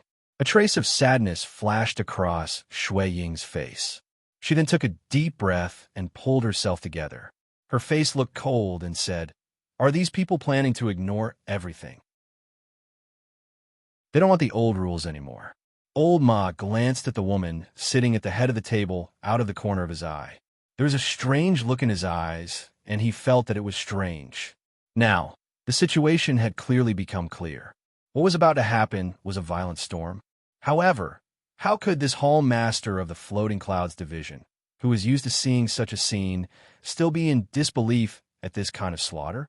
Shuang was silent for a while, then stood up and said to Old Ma, "Since they shed all pretense of cordiality first, we must also respond." As she spoke, she walked over and handed Old Ma a piece of paper with a few names written on it. She said, "These people are the people that their halls planted here. Take some people with you and get rid of them." Old Ma's body trembled slightly. Then he nodded in agreement. However, when his gaze swept over the white paper, his expression changed slightly. After a while, he looked up at Shuang in shock. Shuang smiled tiredly and said, "What? You didn't think of this?" Old Ma was silent for a while, then said, "No wonder you would let me handle such a confidential matter. These people, these spies, they can actually climb to such a high position." Shuang said indifferently, "There are a few people at the top who actually weren't spies from the beginning. They're the heroes of Fuyunji. They followed me and followed Lord Supreme Tianlan. After many years of hard work, they established the foundation of Fuyunji. Old Ma raised his head and looked at her. Shuang smiled and walked away with her hands behind her back. Only her voice was still slowly transmitted over, saying, "It's always this kind of story. People are dissatisfied. There will always be people who feel that their contributions are too great. There will always be people who are dissatisfied. There will always be people who can go through thick and thin with us, but can't share the riches. This and that, they will be pulled over by others." Old Ma suddenly felt an impulse and couldn't help but ask, "Does the Lord Supreme know about this?" Shuang turned around and looked at him with a strange expression. "Then who do you think gave me this list?" Old Ma suddenly felt a chill in his heart and couldn't say anything. Chapter 680. The light in the underground city had unknowingly become much brighter. This was not surprising, because when the blood moon changed, all kinds of lights lit up. Numerous light beams rose from various places in the empty city, and the slightly oppressive and dim environment here changed. However, the strange thing was that although everything happened so quickly and looked so grand, when the light shone out, it did not make too much noise. The scene of the sky collapsing and the earth splitting did not appear as he had imagined. However, in this strange silence, the pillars of light kept flashing, as if they were ghosts that had opened their eyes in the netherworld, staring at the center of the city. They seemed to be waiting for something, waiting for a change. After a long and painful period of time, the souls that had been suppressed in the abyss and could not break free were all stirred up when they smelled the scent of freedom. In the sky full of light, Lu Chen's eyes finally fell on the small golden seal in perfected Lord Tianlan's hand. The Kunlun seal lay quietly in the palm of that broad palm without showing any abnormality, as if it was also waiting for something patiently. Perfected Lord Tianlan glanced at Lu Chen, smiled, and asked him in a very gentle and intimate tone, "Are you ready?" Lu Chen stared at this person, neither saying yes nor no. After a while, he suddenly asked Perfected Lord Tianlan, "This matter is of great importance. Not only our lives, but also the lives of all the people in the world may be dragged into it. Why do you always look like you don't care about it?" "Am I?" Perfected Lord Tianlan thought for a while and seemed to reflect on himself. Then he smiled and said, "Maybe it's because I'm born calm. As long as I can accept it, I'll do whatever I want." Lu Chen nodded and didn't say anything else. Without saying anything more, Perfected Lord Tianlan took 2 steps forward and looked around. He looked at the rising pillars of light and the flickering blood moon in the clouds. Then he slowly clenched the Kunlun seal in his hand. At first, the golden light was gradually blocked by his palm. Then, Lord Tianlan suddenly formed a strange seal with his hand, and a beam of golden light shot out from a strange angle in his palm. Although the light was thin, it was straight and bright. Lu Chen suddenly heard a faint sound reverberating in his ears. He almost thought that he was hallucinating at that moment, but he quickly reacted. The sound seemed to really exist, and what was even stranger was that the sound did not seem to exist in this place at all. It was the sound of the waves. It was as if the waves of the sea were crashing against the shore, crashing against the white sand. Wave after wave, it never stopped, and it was full of order. The air seemed to tremble and sway along with this sound, and an invisible wind blew past him.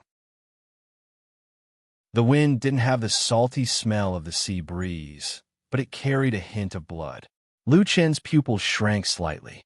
Perfected Lord Tianlan seemed to be determining the direction. His lips moved slightly as he silently chanted some unknown incantation. His pace was sometimes fast and sometimes slow, and his direction was sometimes left and sometimes right.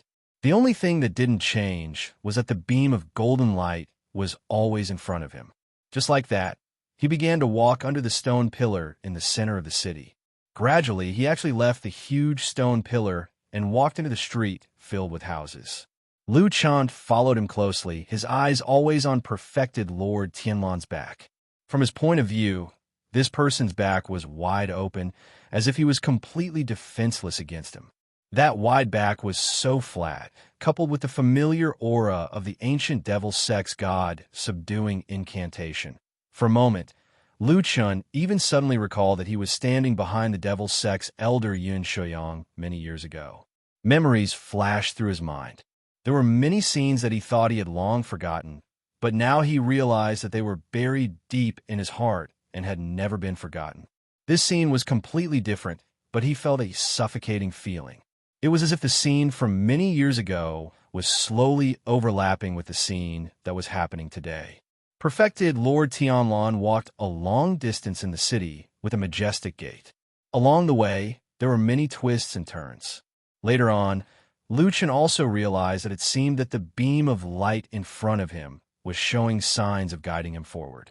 After walking to a secluded corner deep in the city that Lu Chun had never been to before, the beam of light fell on a corner and stopped moving. Lu Chun looked left and right and found that it was an empty house. In a corner of a small courtyard, there was a dilapidated gazebo with old and broken railings. Only the stone slabs on the ground looked more or less intact after years of suffering. The golden beam of light fell on the square stone slab in the center of the gazebo and then stopped moving. Lu Chun took a deep breath and stared at the stone slab. He didn't know what secrets were hidden under this ordinary-looking stone slab. Was it the entrance to the abyss of hell, or a passage for thousands of demons?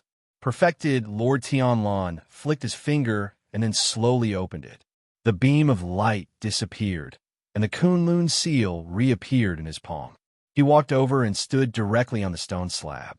Then, he waved his hand at Lu Chun and smiled. It was as if he had returned home, as if he was in his Kunlun Great Hall. He then sat down leisurely, perhaps because he was too fat and too burly. When perfected Lord Tianlan sat on the stone slab, Lu Chun had the illusion that the ground was shaking. He calmed himself down and then walked over to stand beside perfected Lord Tianlan. He asked, "Is this the place?" "This is the place," perfected Lord Tianlan said, "the secret door that my master left behind." He stretched out a finger and tapped on the stone slab beneath him 3 times. Dong, dong, dong. The sound was low and faintly echoed. A moment later, perfected Lord Tianlan and Lu Chun suddenly looked up at the sky at the same time. The blood moon on the dome of the huge grotto, which had been rotating and swaying slowly, suddenly began to speed up as if it had been stimulated by something. Lu Chun stared at the blood moon for a moment, and then lowered his head to look at perfected Lord Tianlan. Perfected Lord Tianlan didn't look at him again. He calmly picked up the Kunlun seal, put it down, and stamped it on the stone slab in front of him. Then, he hit it with the golden seal in the order of east, south, west, and north. Then, he reversed the order and hit again. Amidst the silence, a deep sound suddenly rang out from beneath the stone slab.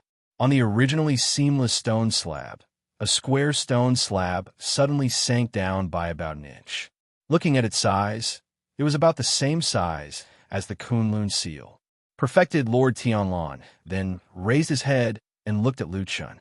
Lu Chun only felt that his throat was a little dry. He took a deep breath and then nodded at him. "Since we've come this far, let's do it," he said. Perfected Lord Tianlan smiled, then picked up the Kunlun seal and placed it precisely in that inconspicuous little stone cave. Nothing seemed to have changed. It was still very quiet at the beginning. When the wind blew through the courtyard, their clothes swayed slightly.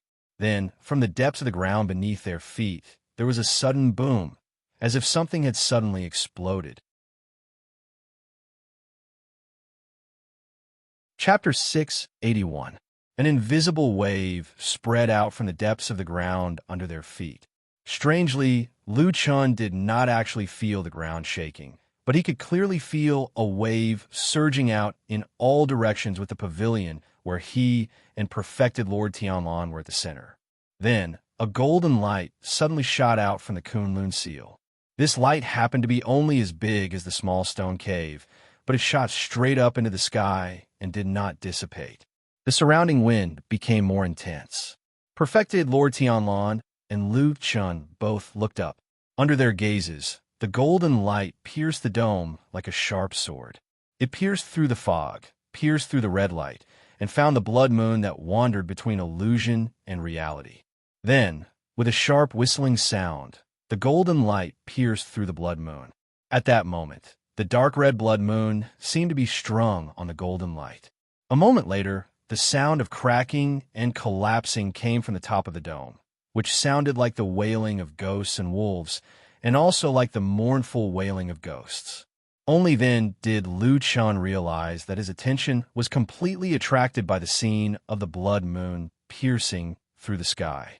He did not notice that after the golden light pierced through the blood moon, it did not stop or disappear. The golden light still pierced through the dome of the cave with the momentum of piercing through the sky. Then, not long after, it shone on a certain place on the dome. The sound of the explosion came from that place. With a loud cracking sound, several huge cracks began to spread from the edge of the golden light pillar. Then, countless small stone fragments fell from the dome above. The cracks grew larger and larger, and the speed of the splitting gradually increased, quickly extending to the entire dome. Lu Chen's expression changed slightly. He suddenly turned to look at perfected Lord Tianlan beside him, only to find that perfected Lord Tianlan's expression was still calm, as if he was not surprised at all. It seemed that everything was within his expectations. Lu Chen stared at him silently for a moment, then looked away without saying anything. After such a long time, this underground cave that had existed for an unknown number of years seemed to be ushering in its doomsday. As the golden light from the Kunlun seal pierced through the dome and caused cracks, the scattered lights in every corner of the empty city lit up at the same time, as if they were stimulated or summoned by a leader. In the next moment, hundreds of rays of light shone brightly at the same time, like sharp swords stabbing towards the dome. An ancient and desolate aura was released from this land, as if they had suddenly returned to the distant ancient times. The blood moon in midair was pierced by thousands of arrows. Countless rays of light pierced through the blood moon in an instant. Then, these rays of light drove the blood moon and slowly ascended. At the highest dome, the stones crumbled faster and faster. From the initial finger-sized stones, they grew to the size of a head, or even half a body, and fell one after another. This was a deathly rain of stones before the doomsday. The empty city was shrouded by this rain of stones. Loud and ear-piercing collapses sounded one after another. Large holes were smashed in countless houses, and the walls and buildings collapsed, turning them into ruins. As for the place where perfected Lord Tianlan and Lu Chun were, of course, they could not escape from the falling stones. However, when all the stones fell about 10 feet above their heads, they were bounced off by an invisible and tough barrier and fell obediently to the side. The blood moon that was pierced by countless lights did not show any signs of collapsing or scattering. At most, it only trembled violently a few times when the lights pierced the bloodlight. Very soon, the blood moon calmed down. Then, surrounded by all the lights, it slowly rose and floated above the dome. Boom! After a loud sound, the collapse of the dome of the cave became faster and faster, as if it had finally reached a critical point. Then, with a loud roar, dust suddenly flew, and an incomparably large stone slab fell with a sharp gust of wind. It was as if a piece of the sky had suddenly been broken, and with a whistling sound, it smashed heavily into the city. In an instant, sand and stones flew everywhere. At least a dozen houses were crushed under the stone slab and turned into nothing. Thick dust rose high like a wave and surged in all directions. Lu Chun looked at the huge stone slab that had fallen in the distance. The corner of his eyes twitched slightly, and then he raised his head and looked up. In the endless dust, there was a ray of light. Although it was not very bright and was a little dim and dark red, there was indeed a ray of light shining in from behind the thick dust. True Lord Tianlan stood up from the ground. Like Lu Chun, he raised his head and looked up at the high dome. Then, after the dust gradually dissipated, they saw the dark red sky. The surging sea of blood seemed to be hanging upside down in the sky. The waves rose and fell, and there was no trace of a normal sky anymore. This underground cave that had been buried deep underground for countless years finally saw the light of day again and was revealed under the true sky. In the cave, the sword-like rays of light that pierced the blood moon suddenly seemed to have changed. The blood moon was slowly rising. Looking at its direction, it was rising towards the huge hole that had suddenly appeared above its head, and the color of the light that pierced the blood moon gradually dimmed. Not only that, their original golden light actually began to turn blood red. From the ground, it looked like many large blood-red hands, one after another, carrying the blood moon and floating higher into the sky. Such a strange scene made people shudder. Lu Chun stared at the blood moon. Just like that, its speed gradually increased and it gradually approached the huge hole. Then, there seemed to be a sudden clap of thunder in the sky. The blood moon leaped out and suddenly left the underground world and reappeared in the world. At that moment, the blood moon trembled. Then, it shone brightly and emitted tens of thousands of rays of blood-red light, illuminating the entire immortal city and the world. A blood moon slowly rose from the immortal city, looking down on the world with the power of a king. Then it rose all the way to the dome in the sky. In the underground world, it was unknown when it had quieted down. The light rays scattered and dissipated. Even the dark red light at the beginning had left with the blood moon. Darkness returned to this place. It seemed that this was the only color that this place should have.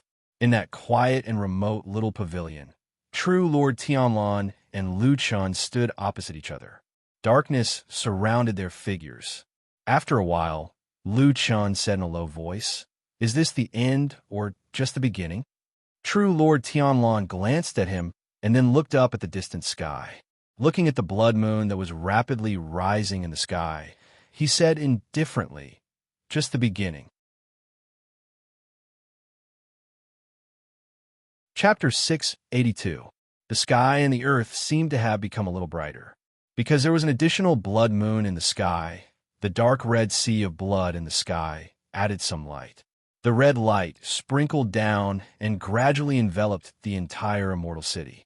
It also gradually covered the majestic sky dragon mountain. Many people had fled from the immortal city over the past few days, so the city seemed a little empty. However, under the red moonlight, one could still see some figures flashing in some deserted streets and alleys from time to time. They shrank their heads and hid their bodies. From time to time, they would poke their heads out and peep at everything around them. They stared at the mountain peak in the distance. Under the strange blood moon, their eyes were filled with eagerness and greed. The world dominated by the cultivation world had lasted for too long. Many people were suppressed. They couldn't get the resources for cultivation. They yearned to achieve the Tao and become immortals, but they were blocked outside the wall of power. Therefore, when this malevolent and dangerous blood moon phenomenon appeared, they still refused to leave. They stayed here, waiting for an opportunity. However, perhaps these ambitious people who were still staying in the immortal city did not notice that when they focused their attention on the surroundings and used a wolf-like gaze to look for their target, the blood moon in the sky had unknowingly quietly printed a faint layer of red in their eyes. They looked like real beasts gradually. Compared with the temporarily peaceful city at the foot of the mountain, the population density on Sky Dragon Mountain, where the Zhengxiaming headquarters was located, had now exceeded that of the foot of the mountain. The big shots controlled it well, and the people of the major forces almost did not escape. Everyone defended their own territory and then looked at the other forces covetously.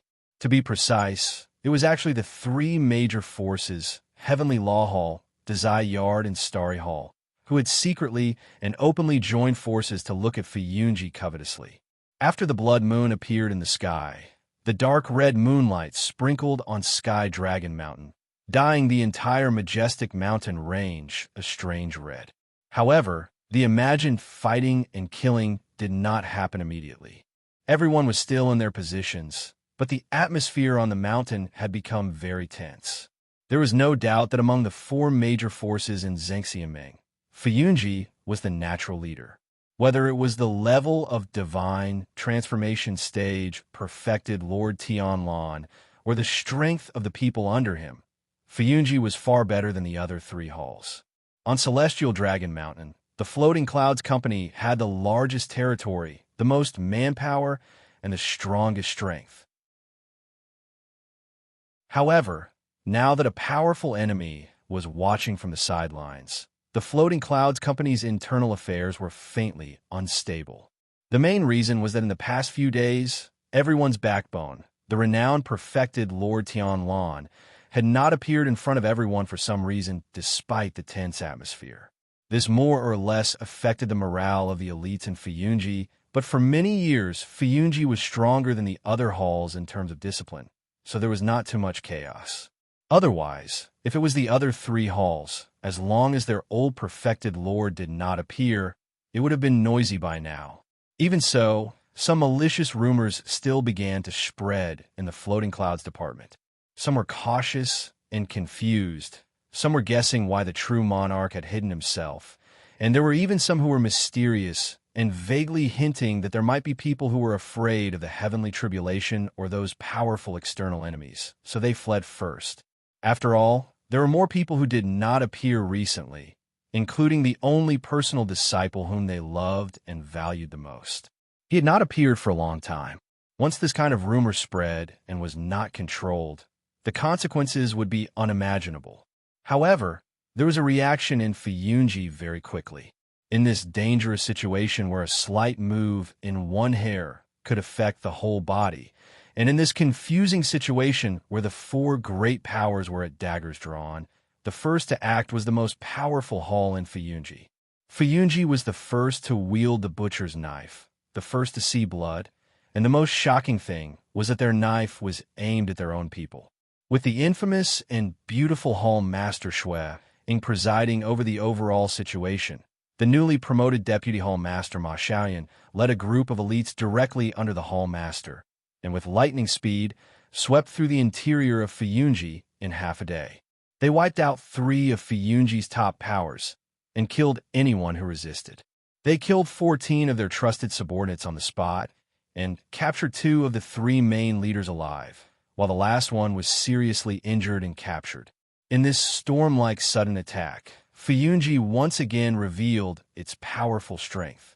At the same time, the most famous and mysterious shadow in Fuyunji also appeared again. He appeared beside one of their own people.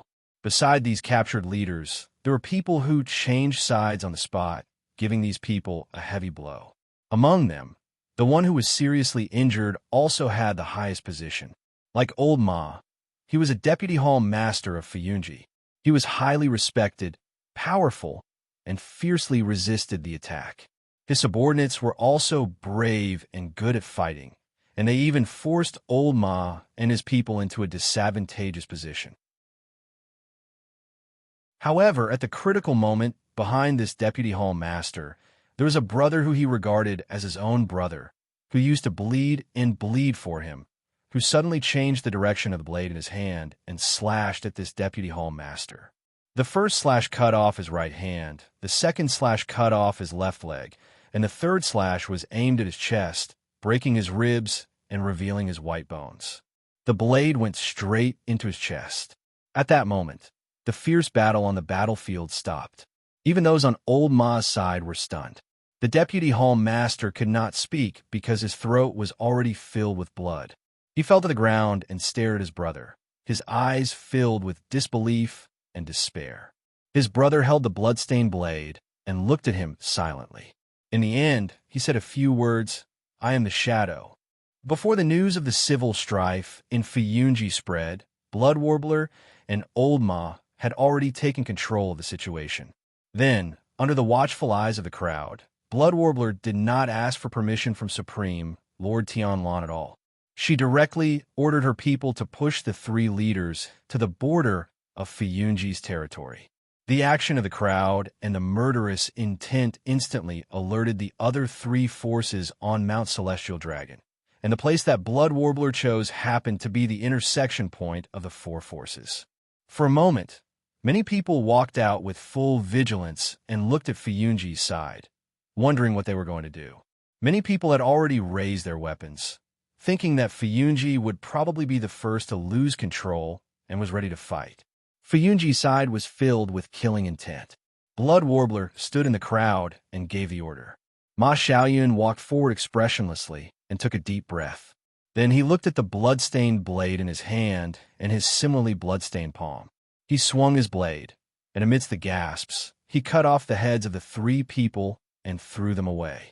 One head was thrown at Heavenly Law Hall, and 2 heads were thrown at the Grand Chancellor. Then, only the Starry Hall's side was empty, as if nothing had happened. Chapter 683.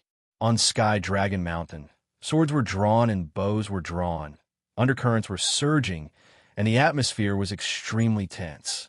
In contrast, the Immortal City at the foot of the mountain had become very deserted due to the large decrease in population. It didn't look so tense, but in the cold wind, inside and outside the empty streets, there was still a cold, murderous aura drifting in the air. Looking at such a situation, probably no one would have thought that just a year ago, this was the most prosperous and lively place in the world. It was the holy land that all the cultivators in the world yearned for. It was also the center of power in the cultivation world of the Central Plains. All of this was probably due to the mysterious and unfathomable blood sea phenomenon in the sky above them. Now, there was an even more bizarre blood moon. The blood moon shone down, silently covering the entire huge immortal city. In the dim red light, there seemed to be a thin mist floating on a certain deserted street. After a while, a slender figure slowly walked out of the mist. It was a young girl with an otherworldly beauty. It was White Lotus. Her complexion seemed to be a little better than before, and there was a trace of redness on her cheeks. Although her body was still a little thin, one could still see that she was a little more energetic and lively. It was probably because her body was still young after the serious injury and was gradually recovering. There was no one on the street, and it was deserted. In the distant corner of the street or in the dark corner of some alley, there would occasionally be a figure passing by, looking more like a beast than a human. White Lotus's gaze kept looking forward. For some reason, although her expression had been very calm and unchanged, there was a kind of chaotic and interweaving emotion in her pupils. It was like a mess, but also like several different colors of light, constantly changing. Just like this, she walked through half the street, and it was very calm. Nothing unusual happened. Of course, if everything around her looked different from usual, it seemed that the abnormality would also become normal. Those eyes hidden in the dark, bright or dark, at this time, all noticed this single girl walking over. Her beauty, her frailty, and her loneliness all made White Lotus so eye-catching and dazzling on this deserted street. Like a sheep entering a pack of wolves, like a chicken crossing a fox mountain. There seemed to be some commotion in the silent atmosphere, echoing from the shadowy corners. Every time they faced such a desperate and dangerous situation, there would always be some dark side of human nature that would come out and be tested. Most people couldn't stand the test. White Lotus didn't seem to notice those prying eyes, or maybe she didn't care. She seemed to have a lot on her mind, her brows furrowed, as if there was a huge doubt pressing on her heart, forcing her to rack her brains to figure it out. However, even then, she didn't have the slightest hesitation towards the direction she was heading. She seemed to have decided where she wanted to go a long time ago, and she'd never stopped to think about the direction she was heading towards. She'd always walked resolutely towards a certain place in the city. Far away on the street, the majestic white tiger statue was enveloped by the light of the blood moon. Its strange eyes seemed to be staring at this place. When White Lotus walked halfway down the street, she passed by an inconspicuous alley. Because the alley was indeed a little narrow, the light on that side was a little dim. White Lotus didn't even look in that direction and strode past the alley. But at this time, a tall and strong figure suddenly sprang out from that dark alley. It was a burly man, and just the thickness of his arms alone was comparable to White Lotus's waist. With such a huge difference in physique, White Lotus also seemed to be surprised, but before she could react, the behemoth-like man picked up White Lotus.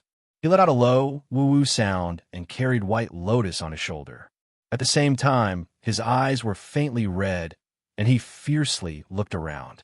On the opposite side of the street, in the surroundings, and in the distance, there seemed to be a few figures moving at the same time. It seemed that the people on that side also couldn't bear it and were getting restless. But there was no doubt that the strength of this strong man hiding in the alley was extraordinary. He even intimidated those potential enemies.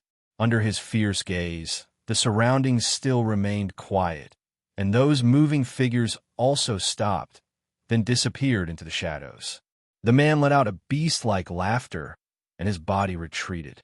In the blink of an eye, he brought the seemingly powerless White Lotus back into that dark alley. On the long street, it was a desolate scene. Only a gust of cold wind blew, sweeping a burst of chill. Bone-piercing cold. The long street was quiet for a while. Then suddenly, there was a strange sound, somewhat abruptly drifting on the street. That sound wasn't loud, nor was it high-pitched, nor was it clear and sharp. It sounded like a person crying in a low voice, slowly suppressing something. There was a vague, kind of crazy pain, but it was suppressed by another kind of power.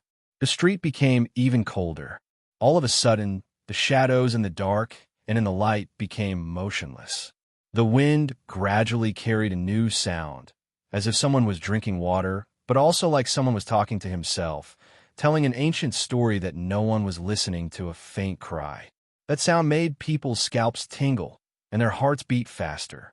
Not long after, everyone's eyes fell on the entrance of the alley. The sound came from inside. Pada. There was a light sound like the sound of footsteps on the ground, and then a figure could be seen swaying. A person walked out, slightly staggering. It was White Lotus.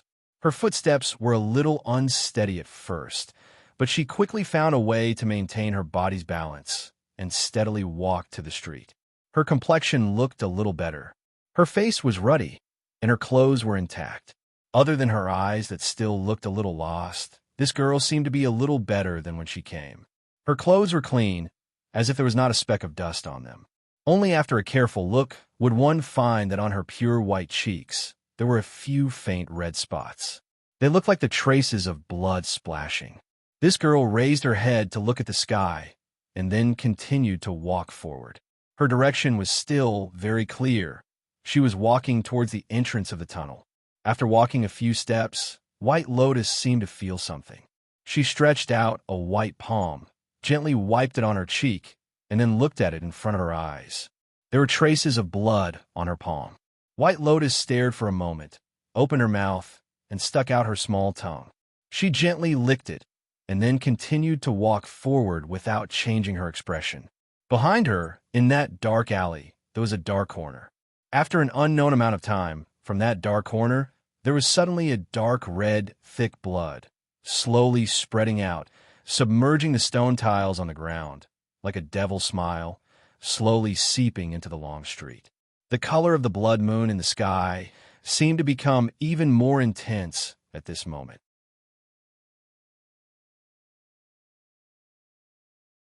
Chapter 684. Up and down the mountain, under the blood moon, blood began to flow.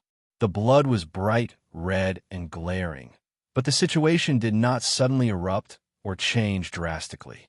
The internal confrontation in Xingxianmeng on the mountain was getting more and more intense, but they did not start fighting yet. Perhaps they did not know the strength of the other party, so they did not dare to act rashly. The rogue cultivators at the foot of the mountain cherished their lives more and would not make a move unless they were confident. However, there were still sporadic fights in various corners of the city. Under the gloomy sky, the suppressed sparks were slowly lighting up. In the underground cave where the sky was broken, perfected Lord Tianlan and Lu Chan were still sitting in the gazebo in the courtyard. Lu Chan looked up at the big hole on the top of the blood moon, frowning as if he was thinking about something. Perfected Lord Tianlan glanced at him and said, "What are you thinking about?" Lu Chan pointed at the big hole on the top of the head and said, "I think it's a little strange." "Why do you say so?" Perfected Lord Tianlan asked. Lu Chan said, "Before we came down, there were many guards at the entrance of the tunnel. It's a little strange that no one came to check the situation after such a big commotion." Perfected Lord Tianlan was silent for a moment and nodded. "That's true. Do you think something happened over there? Lu Chun said, the other perfected lords of the divine transformation realm are not fools. They won't just sit there and wait for you to mess around. They must have some tricks up their sleeves. Perfected Lord Tianlan seemed to have no objection to Lu Chen's judgment. He nodded and said, that makes sense. They're all old foxes. Something must have happened over there. Do you want to go and take a look? Lu Chen turned to look at Perfected Lord Tianlan and said, if something happens over there, will it affect what you're going to do next? Perfected Lord Tianlan shook his head and said, it won't, unless those 3 old fools come together. But I don't think they would expect that I won't be in Fuyunji at such a critical moment, right? Lu Chen replied with an, oh, and then sat down beside Perfected Lord Tianlan with a calm expression. Perfected Lord Tianlan looked at him with interest and said with a smile, why? Aren't you going over there to take a look? Lu Chen said calmly, I'm not an idiot. If something really happened over there, wouldn't I be walking right into a trap if I went alone? If it wasn't for the fact that you really have a request here, that's all. Since it doesn't affect the overall situation, of course, I'm comfortable staying here with you. Perfected Lord Tianlan laughed out loud and pointed at Lu Chen. I like how straightforward you are when you speak to me. Lu Chen ignored his exaggeration. He sighed and said, whatever you're going to do next, you'd better do it quickly. To tell the truth, looking at this sea of blood and that blood moon, even I am terrified. All right, Perfected Lord Tianlan nodded. There's no hurry. It shouldn't take too long. His expression was very relaxed, without the slightest worry or annoyance. He even reached out and patted Lu Chen's shoulder lightly. Why didn't I realize that it's so much easier to have someone like you to talk to when I'm doing such a big thing than when I'm always making decisions alone? After a moment of silence, Lu Chen said, have you ever trusted anyone so much in the past? Perfected Lord Tianlan thought about it, and a trace of regret flashed across his face. He shrugged and said no. Continue. Perfected Lord Tianlan said to Lu Chen, there's still a lot to do. Lu Chen looked up at the blood moon in the sky and said, that blood moon is still not enough. Perfected Lord Tianlan said indifferently, the ferocious tide of the blood moon can affect one's mind imperceptibly. If one's cultivation is not strong enough, his mind will be corrupted and he will gradually become a bloodthirsty lunatic. Even those with extremely high cultivation will be affected unknowingly if they don't resist it carefully. Lu Chen said, with such a huge blood moon hanging in the sky, and this disgusting sea of blood, who wouldn't be careful if they said they were scared to death? I don't think those perfected lords will fall for it. Perfected Lord Tianlan laughed and said, who told you that the blood moon's aura only started today? Lu Chen was startled for a moment, and then his expression changed slightly as if he suddenly remembered something.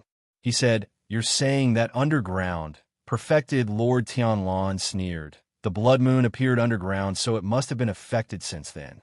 Moreover, it's invisible and traceless. Who can guard against it? Lu Chen was silent.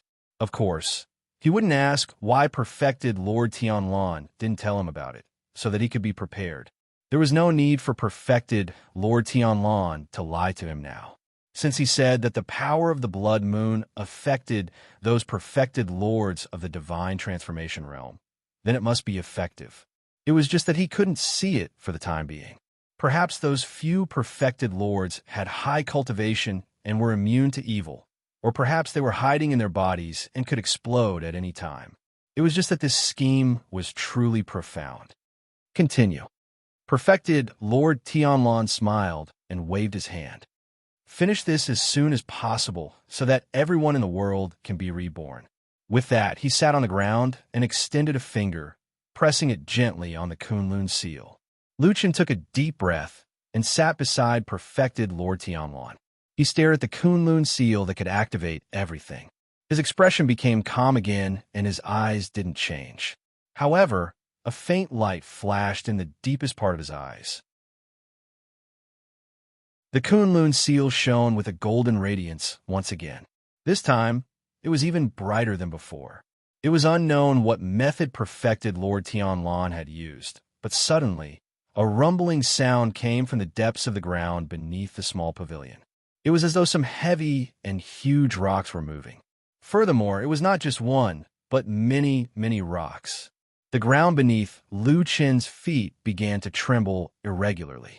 For some reason, a strange image appeared in Lu Chen's mind. It was as if he was in a huge underground spell formation. Huge rocks formed the foundation of the spell formation. Now, the huge rocks were shaking off the debris left behind by the passage of time. They moved left and right and rearranged themselves. Deep underground, unknown to the people of this world, an earth-shattering change was slowly brewing.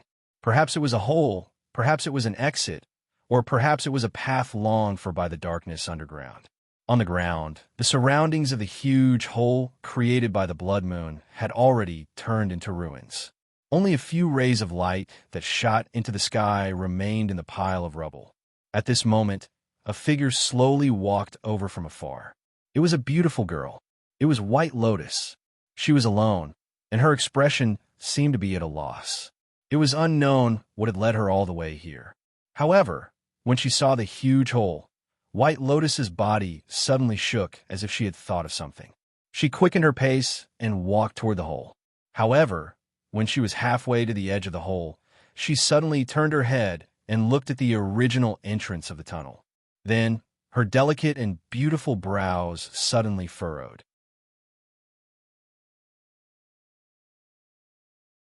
Chapter 685. When the blood moon broke through the grotto, it made a lot of noise. The rocks were shattered, and the place was in a mess. Several small stone mountains were formed around it.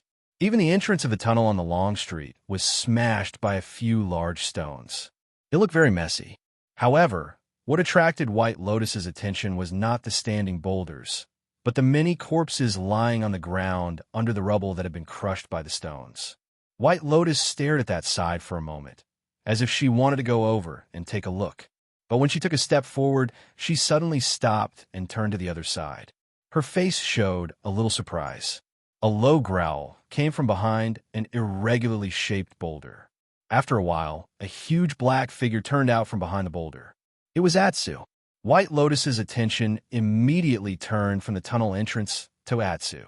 She looked up and down at the strong and huge black dog. White Lotus frowned, and the blank look in her eyes disappeared. She showed a look that she was familiar with in the past. She said, "Hey, you stupid dog. You seem to have grown a little."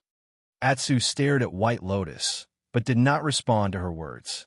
Atsu's reaction to this beautiful girl had always been very strange and subtle. Most of the time, it was obviously alienated, but sometimes it had a different kind of recognition. White Lotus took a few steps forward and came close to Atsu.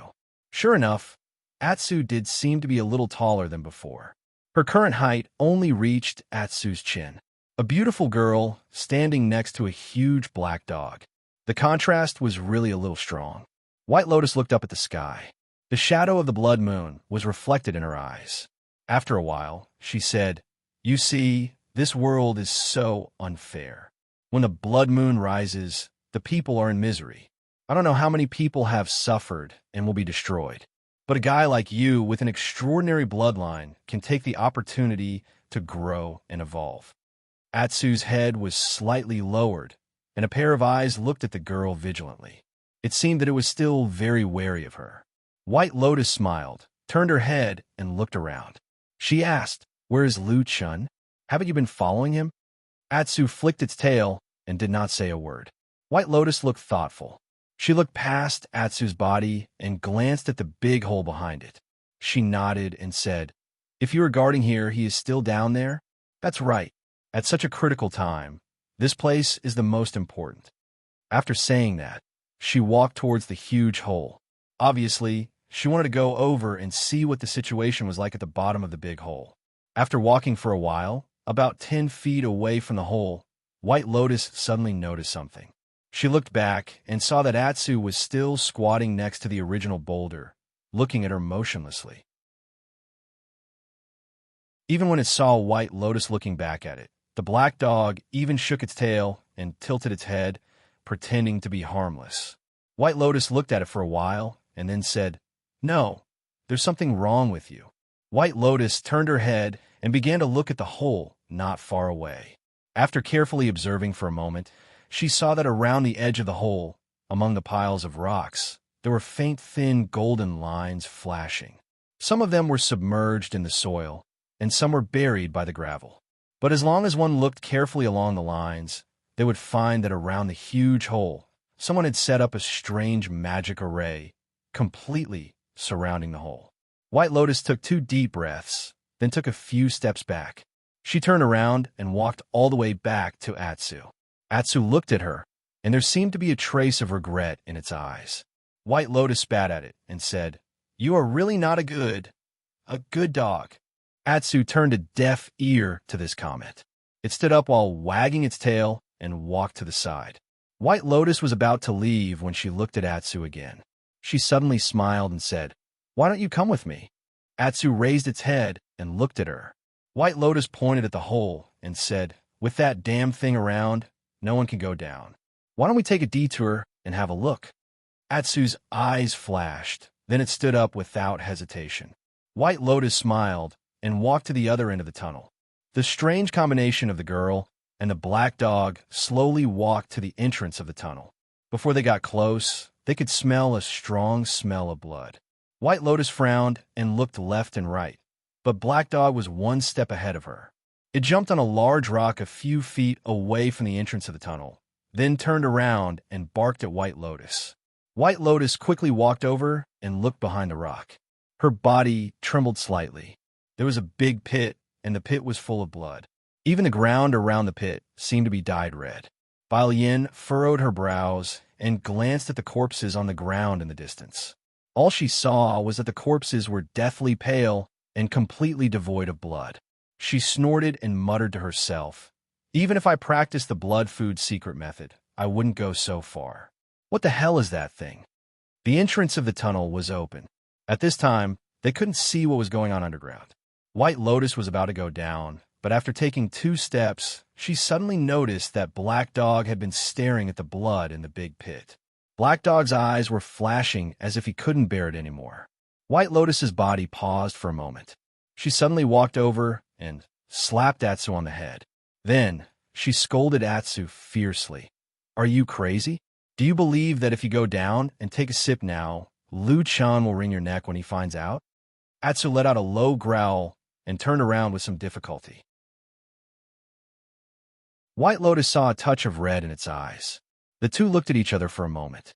Atsu was the first to look away and jumped into the tunnel without saying a word. White Lotus let out a long breath and followed. Then, she suddenly laughed at herself and said, "Are you crazy? Why would you suddenly be kind enough to save this dog?" She looked up at the blood moon, and a trace of confusion suddenly appeared in her eyes. Then, she quickly lowered her head and jumped into the tunnel entrance.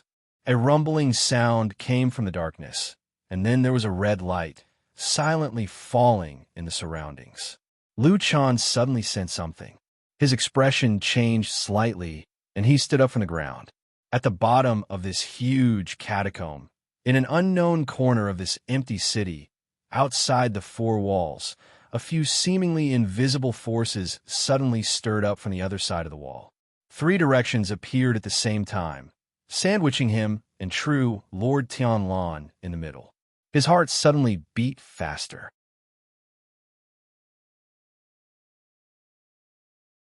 Chapter 686. The blood moon hung high in the sky, shining in the strange smoke and clouds, as if it was floating in a sea of blood. The dark red moonlight sprinkled down from the sky, completely enveloping the entire immortal city. If one looked from afar, they would probably see a huge, inverted dark red bowl. In the headquarters of Zhengxian Meng on Sky Dragon Mountain, the atmosphere was extremely tense. Every family was very cautious, for fear that they would accidentally restrain their subordinates. If a spark were to ignite the entire Sky Dragon Mountain, which was like a barrel of dynamite. It was precisely because of this that Heavenly Dragon Mountain had actually become unusually quiet during this period of time. Besides the Floating Clouds Agency carrying out an operation to kill spies and tossing 3 heads into the territories of other powers, causing a commotion The various powers were extremely well-behaved during the rest of the time. In this situation, although Fiyunji was vaguely at a disadvantage of fighting 1 against 3 from top to bottom, almost no one in this powerful hall showed a hint of fear. Instead, most people were very excited and their fighting spirit was high. If it wasn't for Hall Master Shui Ying's deliberate suppression, the people of Fiyunji would have already killed their way out. In this turbulent and fierce fighting spirit, old Ma didn't know why, but he felt somewhat out of place here. He was very worried. He was very puzzled and anxious about the possibility of Fiyunji fighting 1 against 3, but the atmosphere in Fiyunji made him not dare to say these words directly. Otherwise, what awaited him would probably not be a good ending. Fear of the enemy, timid as a mouse, disloyal to the master, overcautious and indecisive, and so on. Any one of these labels could make him bear the consequences. Such a tense and somber atmosphere was something that old Ma had never experienced in Fiyunji for many years. He didn't even know when this atmosphere started. Unknowingly, under this tense atmosphere, the interior of Fiyunji suddenly became like this. Everyone was infinitely loyal to that supreme Tianlan and infinitely hated the enemy. Whether it was the Desai Yard, Heavenly Law Hall, or Starry Hall, it didn't matter. The people of Fiyunji were not afraid. As long as the enemy went against them, they would be defeated. A person could not say anything against such a strong and intense context, not even old Ma. He wisely chose to follow the group consciousness that was gradually going crazy. Fortunately, he soon realized that in Fiyunji, other than himself, there was another person who seemed to be still conscious. Although this person was actually the one who personally ordered the massacre, Shuang. Old Ma only noticed this when Shuang took the initiative to find him. Old Ma immediately expressed his worry to her. Hall Master, if this goes on, things won't be right. Shuang looked very tired, as if she had aged a few years in this short period of time. She looked at Old Ma indifferently and said, "What's wrong?" Old Ma smiled bitterly. "Hall Master, you are asking the obvious." He pointed outside the main hall and lowered his voice. "Those people outside, even if we defeat those 3 clans this time, will they all turn into lunatics in the end?" Shui-Ing was expressionless. After a while, she said, "Let's win first. We may not win if we fight 1 against 3. Old Ma was speechless and then sat down weakly. After a while, he said, "Where's Lord Supreme? Why hasn't he come out after so many days, especially in this kind of situation?"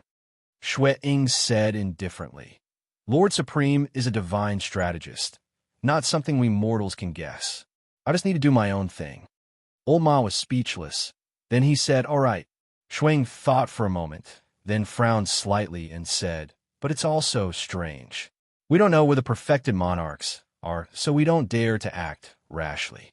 But aren't the soul formation perfected monarchs of the 3 clans all here? Why are they so well-behaved? Strange."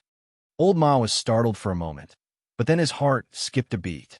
Before this, his attention had been focused on the strange atmosphere in the floating clouds office. Unlike Shui-Ing, he hadn't paid attention to the abnormalities of the other 3 families. Now that she had mentioned it, he immediately realized that something was wrong. Old Ma pondered for a while, then said uncertainly, "Those 3 families seem to be waiting for something?" Shui-Ing looked at him and said, "Waiting for what?" Old Ma said, "I'm waiting for an order." As he said that, he pointed his finger upwards. Shui-Ying's eyes suddenly lit up. She looked at Old Ma and said in a low voice, "Could it be they're like us, waiting for Lord Supreme to make a decision or give an order?" Old Ma nodded heavily. His breathing also became a bit hurried. He said, "Most likely. Otherwise, why haven't the 3 families attacked us yet?" Shui-Ying's eyes became brighter and brighter. She said, "You mean those lords are probably not on the Sky Dragon Mountain?" Old Ma swallowed a mouthful of saliva and laughed dryly. "I think it's very possible, but this is related to a perfected cultivator of the soul formation realm." Shui-Ing took a deep breath and said slowly, "It's the last moment. It's time to use those last shadows." "Investigate." Shui-Ing stood up. Her gaze was as sharp as a knife.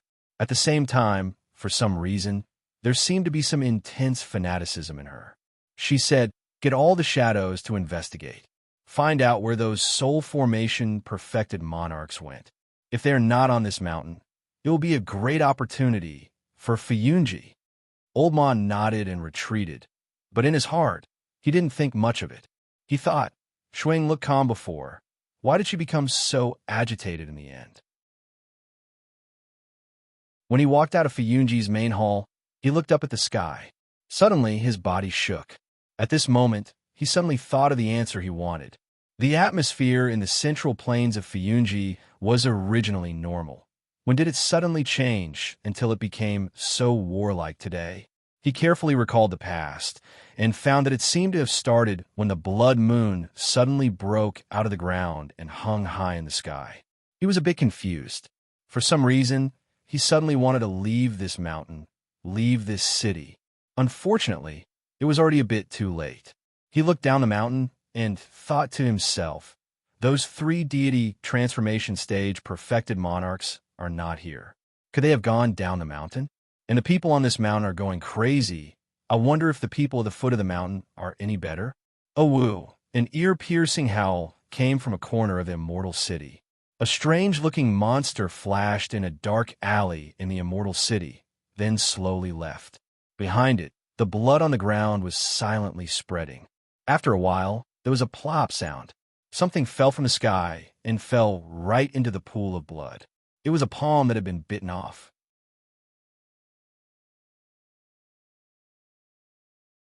Chapter 687. Sometimes, it was really hard to say whether the most important thing in a force was a deity transformation stage perfected monarch or the numerous cultivators who made up the majority of the force after having a deity transformation stage perfected monarch who was almost completely superior to ordinary cultivators.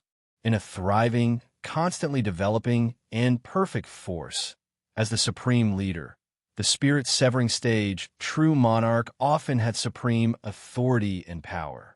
In the vast majority of cases, the spirit-severing stage, true monarch himself, would naturally become the natural representative of the force.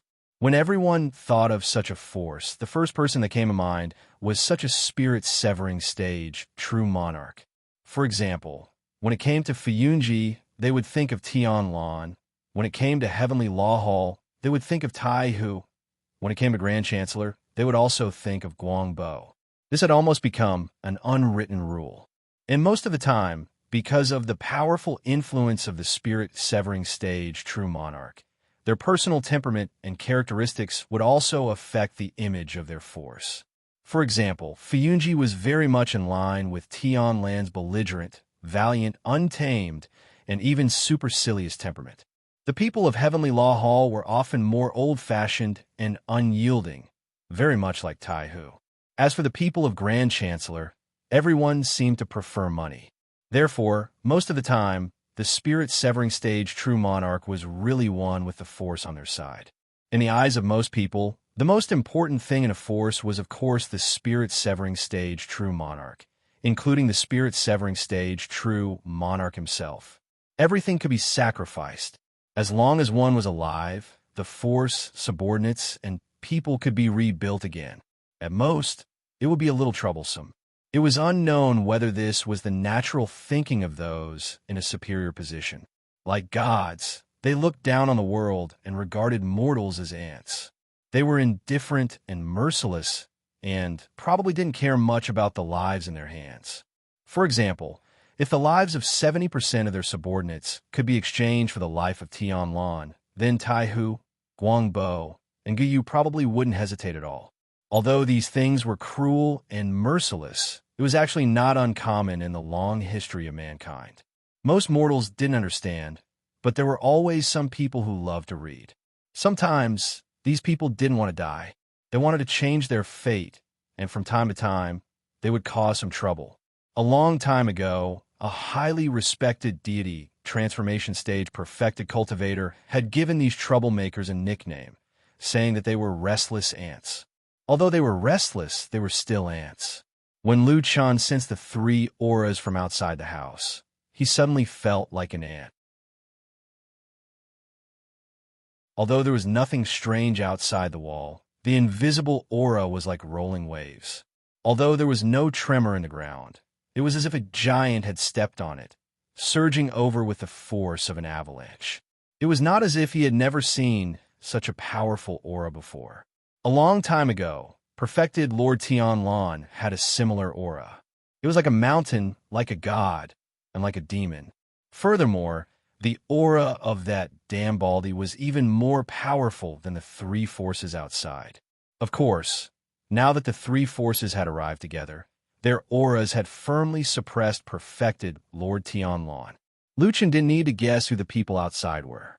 Sometimes, strength was the best proof, and it couldn't be faked. However, at the same time, there were countless questions that arose in his mind.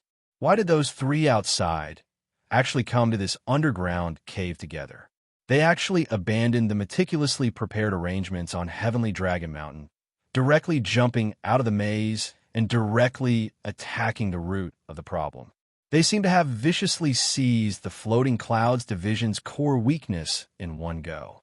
Liu Chan didn't doubt that he and the damn Baldy had come here in the most secretive manner. The news couldn't have been leaked.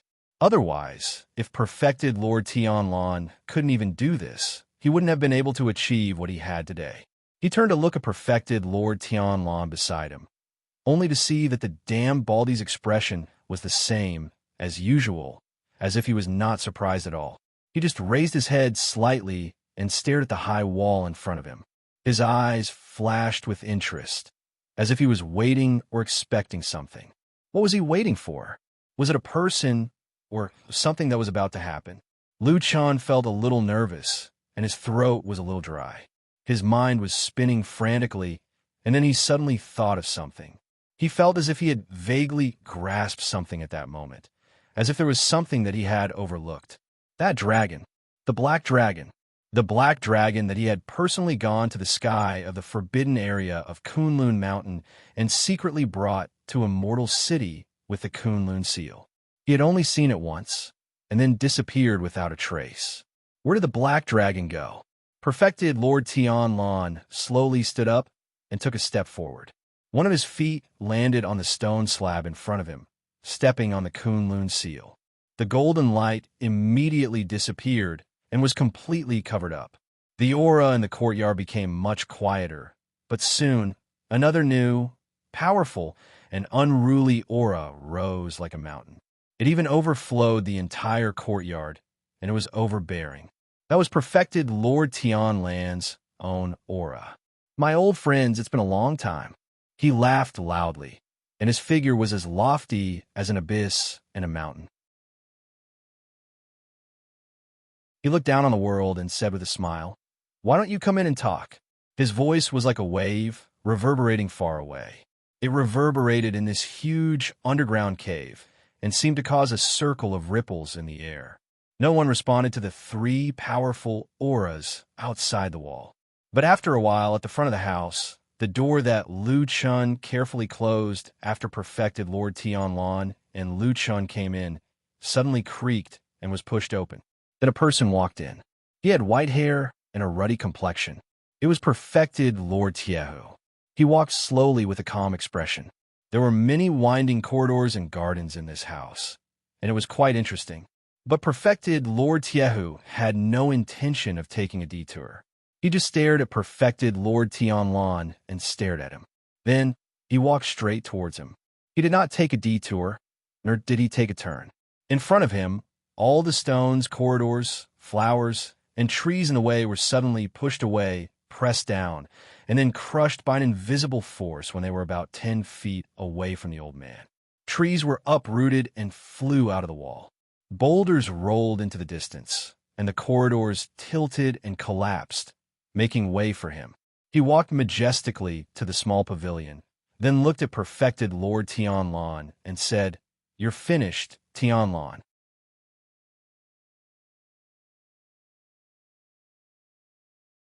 Chapter 688. "You're done for" sounded very down to earth, like the threatening words that mortals used when quarreling with each other in the streets. Their faces were red and their necks were thick, and they were accompanied by a sneer of ridicule. It was not in line with people's imaginations of a deity transformation stage perfected cultivator. At the very least, he would say something more majestic. He would either hide his intentions, speak with a hidden meaning, or have a profound meaning, or make people think of endless possibilities. In the end, true monarch Tiehu came up with such a simple statement, it really made people's jaws drop. But this sentence, which did not seem to fit his identity, after Supreme Taihu said it, made everyone present, whether they were inside or outside the room or not, feel that it was natural and very imposing. Perhaps this was the natural halo of a person who was in a high position. Once you had power and status, whatever you said would be right most of the time. It was ridiculous for mortals to say such words, but it was amiable for a deity transformation stage perfected cultivator to say the same words. It was ridiculous and contemptuous for mortals to fight, but a fight between a deity transformation stage perfected cultivator would cause the world to change color and all living beings to revere him. Immortal Tianlan did not seem to have much of a reaction to Immortal Tiehu's simple words. He even smiled curiously and said, "Oh, why do you say so? You are perverse and unjust." He looked straight at Lord Tianlan and said in a clear voice, "All living beings in the world have been harmed time and time again. The people have no way to live, and their blood has flowed. You have suffered for a long time. The cultivators in the world want to pursue the Tao of immortality, but the Fuyan Agency has been imposing taxes and plundering the world's rare resources for their own use. They have been unable to improve themselves, and you have suffered for a long time. The alliance of perfected immortals is originally the righteous path in the world, but because of you, you have been tyrannical and tyrannical. You have exploited the common people." This long passage of words contained 3 lines of, "I've been suffering for a long time." It was said with a long breath and a majestic aura, making people sigh in admiration. They thought to themselves that this was indeed the words of a deity transformation stage perfected monarch. Even Lu Chan could not help but sneak a glance at perfected Lord Tianlan, thinking to himself, although these words sound like irresponsible and random framing, it seems to be somewhat justifiable if this damn Baldy is really the culprit. Perfected Lord Tianlan looked a little displeased after being scolded in such a manner. He waved his hand and said, "We're all the same here. It's the same no matter who it is. Cut the crap." True Lord Steelpot sternly said, "Nonsense. You're the only one who did all these bad things." Perfected Lord Tianlan glared at him and suddenly grinned. "All right, got it. If I still win after today, then all these bad things will be on your head." True Lord Steelpot's expression did not change, as if he did not care, and said, "As you wish." Perfected Lord Tianlan continued, "There's someone else here. Why don't you come in and meet us?" Taihu True Monarch did not speak. After a moment, the west wall of the courtyard suddenly let out a muffled rumble, and then the entire wall collapsed. After a while, amidst the flying dust, perfected Lord Guangbo, the first seat of the Desai Yard, strolled in slowly with an amiable smile and a gentle expression. He said to perfected Lord Tianlan with a smile, "Long time no see, long time no see." Perfected Lord Tianlan looked at perfected Lord Guangbo, seeing that the two of them had separated from each other and formed a pincer attack with him. He did not say much and only smiled. "Where's the other one?" As soon as he finished speaking, he heard a voice behind him. It seemed to be on the long street outside, but it also seemed to be at the end of a street further away. Although the voice was clear and loud, the tone was erratic, as if it was constantly moving. The voice said with a long laugh, I'm here. Listening to the familiar voice, it was the master of Starry Hall, perfected Lord Guyu. Luchin secretly furrowed his brows. Even though Guyu perfected Lord hadn't revealed himself completely, his current position formed an iron triangle with perfected Lord Steelpot and perfected Lord Guangbo, trapping perfected Lord Tianlan in the middle. This meant that there was no leeway, no way out. For many years, no one had dared to kill a divine transformation stage perfected Lord. The reason for this had been mentioned many times. This time, It seemed that they had made up their minds. If he could see it, the other divine transformation stage, perfected lords, would certainly understand the hidden meaning. For a while, these divine transformation stage perfected lords did not speak. It was unknown whether they had nothing to say or were waiting for something. But at this time, the three divine transformation stage perfected lords in the courtyard suddenly looked up at the same time. They saw that in this abandoned underground city, there was a strange and magnificent magic formation, and all kinds of flickering and rising light beams suddenly changed. About 30% of those rising light beams suddenly dimmed and then quickly disappeared. The result of that was obvious. The once vibrant and visibly powerful spell formation suddenly became shaky. Without the supporting beams of light in many crucial locations, the unique, ancient, and boundless presence of the surroundings weakened at once. Liu Qian was especially sensitive to this because he had only felt this kind of feeling from the demon sex god subduing incantation formation many years ago in the Battle of the Desolate Valley. Perfected Lord Tianlan's expression changed slightly, and a trace of killing intent flashed across his face. He said coldly, "You actually did something here." Perfected Lord Guiyu of Starry Hall's deep and long voice floated over from afar. "It's just some insignificant tricks. It's just a little trick passed down from the ancestors." After a pause, he said with a smile, "Back then, you asked me to help you set up the formation. Although you also cleaned it once after that, these small loopholes are the Starry Hall's ability to make a living. It's not a big deal that you didn't find them." Perfected Lord Tianlan was silent for a moment, then sighed and said, "When I asked you for help, these things didn't happen at all. Did you already have the intention to plot against me at that time?" No. True monarch, Guyu's voice denied. "That's impossible. Dao, brother Soaring Sky, you're a man of great talent and bold vision. Your little brother, would never dare to go against you. These are just some small things that you added in casually. They're not worth mentioning." Little tricks that are not worth mentioning casually? Perfected Lord Tianlan sneered, but his expression became more and more serious. In front of him, Perfected Lord Tiehu and Perfected Lord Guang Bo looked smug. Immortal Guang Bo said leisurely, "Tianlan, your biggest mistake is that you left Celestial Dragon Mountain. If you were still in the unfathomable Kunlun Palace, we would still be a little afraid of you. But now that you're in the underground, you're courting death." Perfected Lord Tiehu sneered. "Here, the three of us are fighting against one of you. On the mountain, three forces are attacking one of you. No matter how I look at it, you're dead meat. What else do you have to say?" Speaking of this, he smiled and touched his beard. "I told you that you're dead meat, but you didn't believe me." Perfected Lord Tianlan glanced at him, then grinned and stretched out his palm to touch his bald head.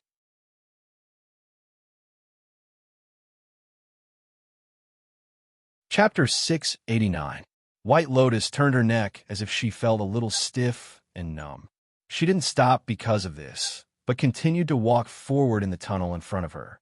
The tunnel was abnormally quiet, and her footsteps seemed to be as silent as the legendary cat steps.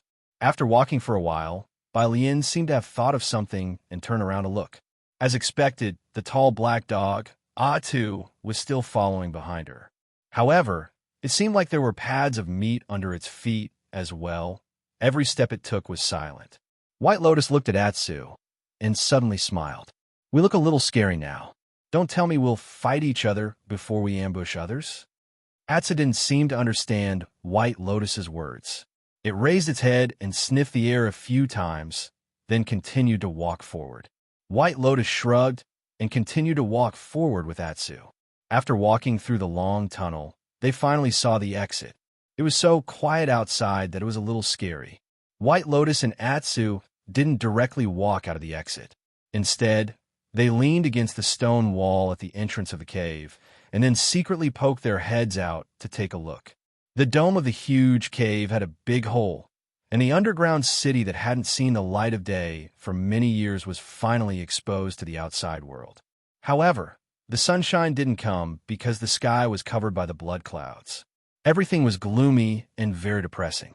But in comparison, the underground city seemed to be a little brighter than the world above. Light beams rising from the houses and streets could be seen everywhere, illuminating the surroundings. Although they didn't know the purpose of these light beams, it seemed to be more lively than before. Apart from that, this place was completely empty. There was nothing out of the ordinary. However, the silence of the entire underground cavern was the strangest thing about it. White Lotus retracted her head, looked at Atsu on the other side of the tunnel, and said in a low voice, "You go and take a look first." Atsu looked around for a while, then retracted its head, and then glanced at White Lotus. Although it still couldn't speak the human language, the contempt in this black dog's eyes was very obvious. "Umph." White Lotus snorted softly, but she didn't show much disappointment. She probably already knew this result. She just looked down at the large houses and city below, and then looked up at the blood moon and dark clouds that were vaguely visible outside the huge hole high above. She couldn't help but frown. After a while, she could be heard whispering to herself, "Just a little more, just a little more." Black Dog looked up at the beautiful girl with some surprise, only to see White Lotus lowering her head and muttering to herself. Her expression was solemn, and her eyes were suddenly different from before. They became sharp and gloomy, as if the temperament of her body had suddenly changed. Atsu was a little surprised, and there was suddenly a little more vigilance in its eyes. It stood up, and when it was about to put on a bit of a guard, it suddenly saw White Lotus's body tremble violently, and a trace of incomparable pain flashed across her beautiful face. Her muscles twisted as if something had twisted in her mind at that moment, causing her extreme pain. The next moment, the expression on White Lotus's face suddenly became blank again. She held her head with both hands, gently patted it a few times, and then looked up at Atsu. Atsu's eyes were filled with shock. White Lotus looked at Atsu for a while, then smiled. She stretched out a white finger, put it vertically to her lips, and whispered to Atsu, "Don't tell anyone." At that moment, she smiled sweetly, and there was a little indifference in her smile. Her white skin and red lips contrasted with each other, like a painting carved in this cold cave. Boom! Suddenly, a sound came from a distant high place, like a rumbling thunder, causing the world to shake and echo. White Lotus and Atsu both turned their heads and looked. The place where the sound came from was not underground, but in the vast sky outside the hole. A round blood moon, unknowingly moving directly above the hole. Or perhaps it had never gone far, but the sea of blood and dark clouds that originally covered it had dispersed. A ray of moonlight, a dark red and deep moonlight, fell from the sky directly into this underground world. Although the blood moon was now hanging high in the sky and was much farther away than when it was hidden in this underground cave, but for some reason, the moonlight that fell at this moment seemed to be brighter than all the other lights in the past. Like a sharp sword, it broke through the sky with an invisible whistling sound and instantly fell in a place in this underground city. Boom! The ground shook and sand and stones flew. At least 5 or 6 houses around the blood moon were suddenly crushed by a huge force and then turned into ashes. And in the smoke and dust from a collapsed wall, White Lotus and Atsu suddenly saw from afar there were still a few figures standing in the blood moon's light. Strangely, although the houses in the periphery were instantly destroyed by the sudden attack of the blood moon, the interior of the blood moon, which was supposed to be the most dangerous and terrifying place, didn't suffer too much damage. It seemed like the few people were in a small house. White Lotus even vaguely saw a small pavilion in the blood moon's light. There was a tall and sturdy bald man, and another man standing beside him. And outside the small pavilion, there were 2 other blurry figures. It was also at this moment that White Lotus suddenly felt her heart skip a beat. The unremarkable man standing in the pavilion, who had been silent all this time, suddenly turned his head and looked in her direction. That's right. None of the other people who looked like they were overflowing with auras noticed her. Only this unremarkable man, who looked a lot worse than the other 3, suddenly looked in her direction. That gaze was calm, without any murderous intent, surprise, or pity, as if it did not have any color of emotion. White Lotus slowly retracted her body and leaned her back against the stone wall. After a while, the corner of her mouth twitched. "Interesting," she said softly. Lu Chun turned his head. It looked as if he had turned his head casually because his neck was stiff, and then he continued to look at perfected Lord Tianlan.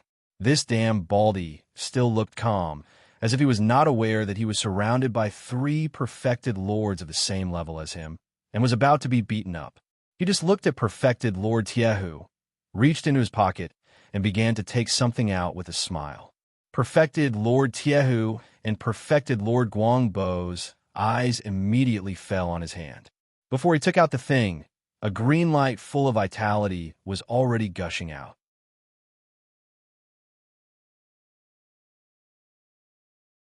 Chapter 690. The people on the mountain were different from the people at the foot of the mountain, even though they looked the same most of the time. However, in this immortal city ruled by Zhengxiaming, the people with the identity of Zhengxiaming were obviously very different from the individual cultivators and civilians at the foot of the mountain. In daily life, most of the individual cultivators were unwilling, or rather, did not dare to directly provoke the people of Zhengxiaming, especially after the other party had revealed their identity. If they still provoked or did anything against them, it would be disrespectful to the whole of Zhengxiaming, and it would easily attract the attention of more powerful forces. Therefore, in normal times, the people of Zhengxiaming could do whatever they wanted in the immortal city most of the time. Of course, they cannot go too far. For example, the famous Heavenly Law Hall in Zhengxiaming had the power to supervise the discipline. Those who were caught by the Heavenly Law Hall did not end up well. But in general, entering Zhengxiaming was still the dream of many cultivators in the world. However, if there was a flaw, even if it was not obvious in the past, it still became obvious at this critical moment. Although there were undercurrents and factions in Zhengxiaming, the few big bosses were all powerful figures, and they managed to subdue the forces in their hands. Therefore, when the signs of the apocalypse appeared again and again, the individual cultivators and civilians at the foot of the mountain could run away, but the people on the mountain almost did not leave. It was not that no one wanted to run, it was just that they could not leave.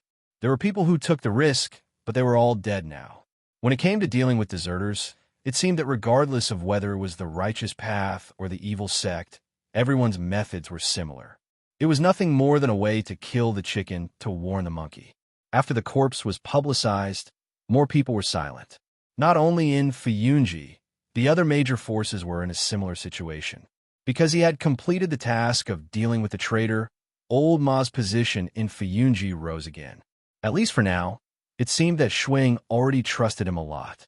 In the Great Hall of Fuyunji, Shuang would often ask Old Ma to stay behind to discuss matters. It was the same on this day. After making careful arrangements and making sure that all the elite troops of the Floating Clouds Company were ready to fight at any moment, Blood Warbler once again checked the locations of as many as a dozen dangerous checkpoints in the Floating Clouds Company's territory that could be attacked. Only then did she sit down while rubbing her brows in a somewhat tired manner. Old Ma was lost in thought as he looked at a square far away from the main hall. There were 2 people lying motionlessly on the ground. He knew that the 2 of them were already dead. Last night, they couldn't withstand the tension on Mount Celestial Dragon and the aura of the apocalypse. They wanted to sneak away, but were caught and killed on spot. Olma did not want to know exactly how they had died. However, he understood why the 2 corpses had been dumped in the core area of the Floating Clouds Company's territory. The death of a spy was to be seen by the enemy, while the death of a deserter was to be seen by his own people. He silently withdrew his gaze, looked at Shuang, and said, "Hall Master, continuing this stalemate isn't a solution. What should we do next?" Shuang closed her eyes and said, "Let's wait." Old Ma frowned and asked, "What are we waiting for?" Shuang said, "Once Lord True Monarch gives the signal, we can start attacking those 3 trashes." Old Ma's eyes lit up. "What signal?" Shuang hesitated for a moment, then opened her eyes and looked at Old Ma. Old Ma was startled, then smiled bitterly and said, "I was presumptuous." Shuang shook her head. After pondering for a moment, she said, "Your identity is different now, so it doesn't matter if I tell you."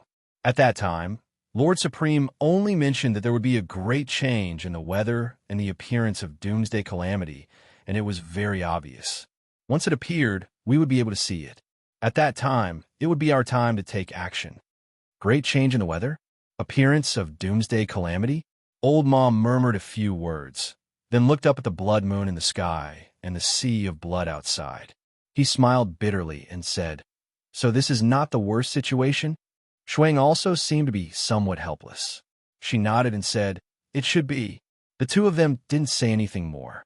It seemed that their expressions were very heavy. Even people of high status like them shuddered at this moment. None of them knew what fate awaited them. At that moment, they seemed to have sensed something at the same time. They turned their heads and looked towards the sky outside. They saw that the blood moon in the sky suddenly brightened and trembled. Amidst the sea of blood, a strange and enormous beam of moonlight sprinkled down from the sky. Fate was like a torrent, surging and roaring, carrying everyone into the future. The people on the mountain were very different from the people at the foot of the mountain, but there were also many similarities. There were many unfairness in this world, but some things were naturally fair. For example, the sky, the sun, the moon, the stars, wind, rain, thunder, and lightning. Almost everyone faced the same thing. Just like now, the people on the mountain saw the beam of light from the blood moon sprinkling down on the immortal city. The people at the foot of the mountain also saw it. The color of the beam of moonlight was much deeper than before. Although it was still dark red, the color was translucent. The light inside was like a real object. From afar, it looked like a top-grade blood agate gem. It made people's hearts tremble. The light sprinkled down. Strong winds howled in the sky. Countless dark clouds were pulled down and wrapped around the beam of moonlight by the strong winds. They gradually turned into some strange and distorted symbols that were embedded on the beam of light. Everywhere the light went, it was blood red. Then, the beam of moonlight directly sank into the ground.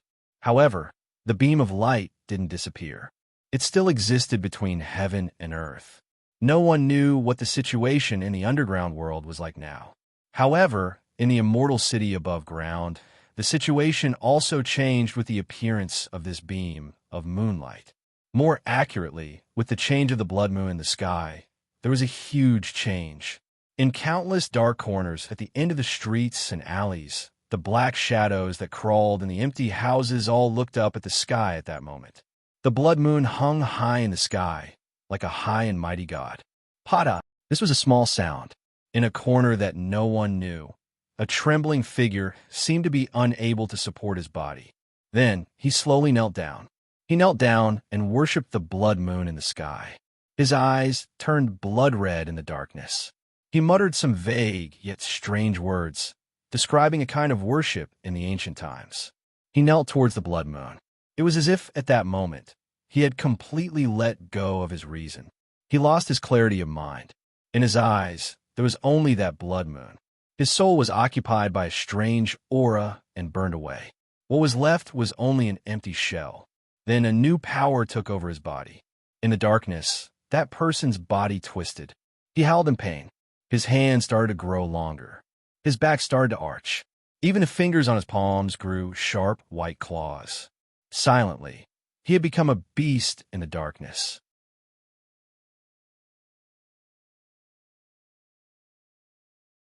Chapter 691. It was a leaf. The green leaf was full of vitality and was about the size of half a palm. It was shining in perfected Lord Tianlan's hand. The leaf was so beautiful and full of vitality that when perfected Lord Tianlan took it out from his bosom, everyone felt a gentle spring breeze brushing past their faces. Even in this gloomy and depressing underground world, it was as if spring had arrived at that moment. It was as if the spring breeze was blowing and hundreds of flowers were blooming, giving off the fragrance of plants and trees. Of course, there was no grass or trees here, nor was there any strange scene of flowers and plants growing crazily. However, at that moment, everyone seemed to see the illusion of spring. Even though it was only a fleeting illusion, everyone's expression changed. It was obvious that this leaf was a rare treasure that could shake the mind of a divine transformation perfected lord. In this small courtyard, Lu Chen's expression changed the most. The shock on his face was also the most intense. However, in the eyes of the other three divine transformation stage perfected cultivators, Lu Chen's cultivation was slightly weaker, so they didn't pay much attention to it. It was not strange that a treasure that could affect a divine transformation perfected lord would affect others even more. Perfected Lord Tiehu and perfected Lord Guangbo didn't even look at Lu Chen. Instead, perfected Lord Tianlan turned to look at Lu Chen, but he didn't say anything else. However, only Lu Chen knew that at that moment, his heart, or to be more precise, the seed hidden in his heart, suddenly throbbed violently. He knew the origin of a leaf. In fact, there was only one kind of leaf in this world that was worth the attention of a divine transformation perfected lord. It was the treasure of the devil cult, the leaf fragment left behind by the legendary Tree of God. After the leaf of the Tree of God appeared in perfected Lord Tianlan's hand, the expressions of perfected Lord Tiehu and perfected Lord Guangbo changed slightly, but not in the same way. Lord Guangbo was shocked at first, and then he revealed a puzzled look, as if he had not figured out what Lord Tianlan was going to do. His eyes were filled with vigilance. Lord Tai, who was also surprised at first, but then he revealed a look of understanding, and a cold smile appeared on his face. He pointed at true Lord Tianlan and sneered, "Tianlan, you really have the ambition of a wolf. To us and the world, you only said that you are absolutely irreconcilable with the devil cult for decades. But who would have thought that you would secretly take this evil thing of the devil cult as your own? What are you trying to do?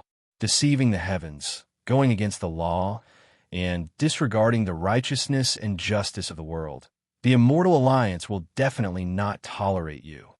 As he finished speaking, his expression had already become stern and solemn. Perfected Lord Tianlan looked calm and indifferent, as if he did not care about Lord Tiehu's righteous words at all. He only looked at him with interest, and then he gently threw the leaf. The green leaf floated 3 feet in front of him, and waves of green light spread out silently, like a bright lamp full of hope in this gloomy and depressing world. When the leaf moved, the whole underground world seemed to light up, and then something suddenly changed. At this moment, the 3 of them were standing in the moonlight of the blood moon. They looked up at the same time and saw a beam of blood moonlight, which seemed to be condensed from the essence of the moon. It was deep and bright, like a blood crystal, and was slowly being led down from the sky, falling towards the leaf.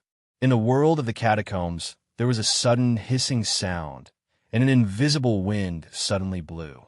Then, outside the circle that was enveloped by the light of the blood moon, countless lightning bolts suddenly appeared and rushed towards the leaf like a tide, but were immediately blocked by the light shield of the blood moon. Even so, the power of the blood moon, under the attack of the lightning bolts, trembled for a moment and seemed to be on the verge of collapse.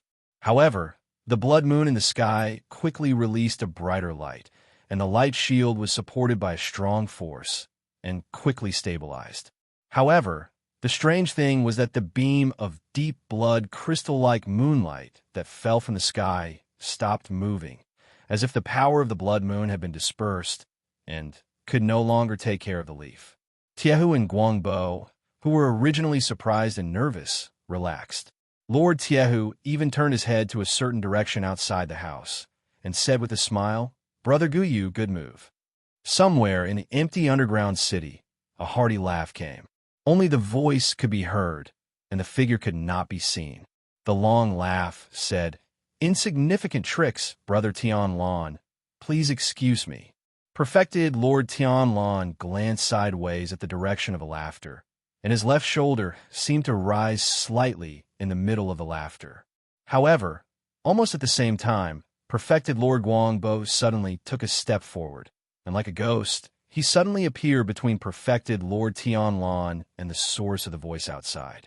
The chief sovereign of the Grand Chancellor put his hands behind his back and said to perfected Lord Tianlan with a smile, "Brother Tianlan, don't be angry."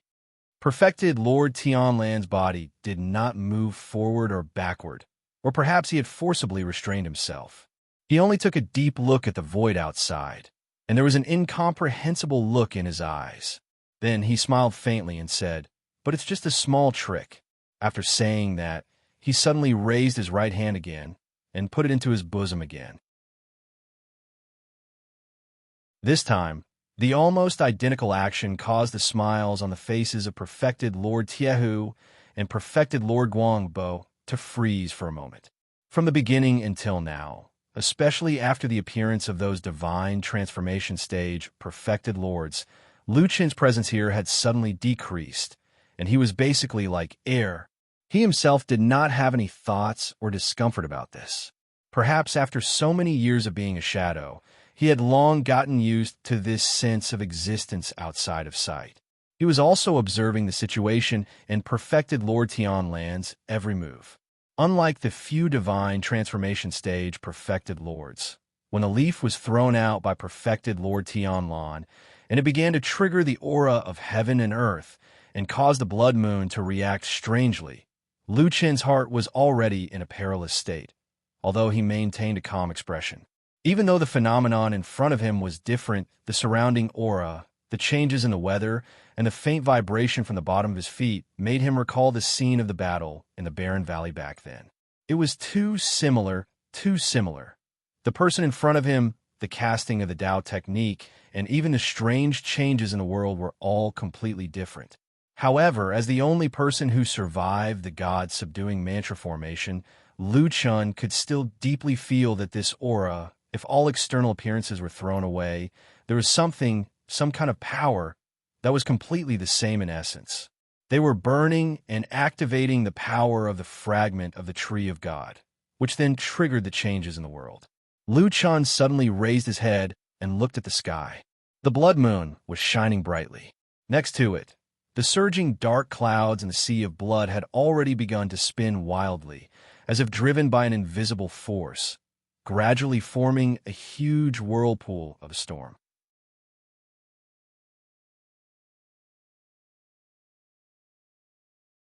Chapter 692. In the underground cave, the few deity transformation stage perfected lords were stirring up trouble. Although they hadn't started fighting yet, the commotion created was already extremely great. Even the blood moon in the sky was affected, and the magic formation on the ground was also affected.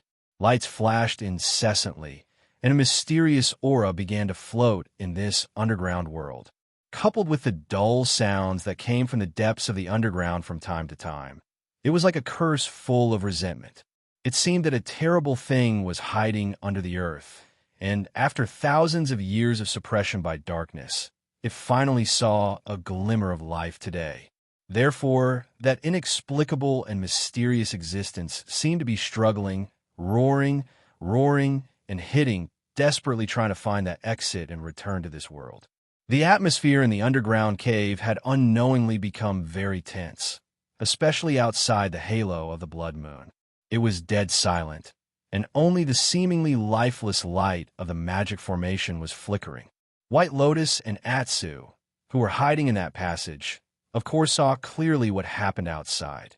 From the fall of the blood moon to Supreme Lord Tianlan taking out that leaf and causing the wind and clouds in the sky to change. They did not miss a single thing. After all, such a big movement could not be missed by a blind person. White Lotus quietly retracted her neck, and there was a trace of seriousness on her face. Then, she looked at Atsu and said, 3 against 1. Shameless. Atsu glanced at her and growled in a low voice, as if it did not agree. White Lotus was stunned for a moment, and then she sneered at Atsu and said, "Come on, in front of those 4 old men, your Lu Qin is not even a person." Atsu growled and looked a little unhappy. Then it turned its head and looked outside again. At this time, it saw Supreme Lord Tianlan put his hand into his clothes again as if he was about to take out the second thing. Everyone's attention was on that damn bald man. Atsu hesitated for a moment, then suddenly took a step forward and walked out of the passage. White Lotus was taken aback. She stood up and stared at the black dog in shock as it slowly but surely made its way towards the city below. In the center of the city, perfected Lord Tianlan, who was still standing on the stone slab in the small pavilion, had already withdrawn his hand from his chest. A dark green light shone down and was somewhat dazzling. Everyone involuntarily looked over and saw that there was another item in the bald True Lord's hand. It looked like a tree branch. It also had an emerald green luster and an abundance of life force. Almost immediately, one could sense that it was of the same origin as the leaf from before. However, for some reason, although it seemed to be full of vitality, there seemed to be some indescribable emptiness in the depths of that layer of green light, as if something was missing. It was a tree branch from the fragment of the Tree of God. Lu Chun stood motionless on the spot, but he clenched his fists slightly. The seed in his heart throbbed again, and at the same time, a wave of warmth seemed to be emanating from his heart. This essence aura should have belonged to this tree branch, but at some point in the past, it was coincidentally absorbed by the seed in Lu Chen's heart. Those who could reach the level of a soul formation perfected Lord would not be short-sighted. Perfected Lord Tai Hu and perfected Lord Guangbo's expressions darkened at the same time. Even perfected Lord Guyu, who had been hiding in the periphery and had yet to appear, let out a low and fleeting exclamation. Perfected Lord Tianlan turned a blind eye to their reactions. He only flicked his fingers, and the tree branch of the Tree of God floated into the air and landed right next to the floating leaf. The green light shone brightly, and the tree branch and the leaf began to shine at the same time. The two auras of the same origin and root rapidly and violently fused together. Then, as if half of the leaf was attracted, it flew towards the tree branch and landed on another branch on the tree branch, fusing together seamlessly. It was as if it had always been like this, as if it had never left. No matter how much wind, frost, rain, and snow it had been through, from the ancient times to the present, this leaf once again returned to its original place on that tree branch. It landed peacefully on that tree branch and fused together, becoming a tree branch with a green leaf growing on it. When these two legendary divine objects actually merged together, a strange sound suddenly rang out in the distant sky, in the depths of the vault of heaven that was even higher than the blood moon and the sea of blood that filled the sky. It sounded like an ancient Sanskrit chant, but also like a long chant, as if an ancient god had awakened from a dream, slowly opened his eyes, and was looking back into the distance, searching for that call that had only appeared again after who knew how many years.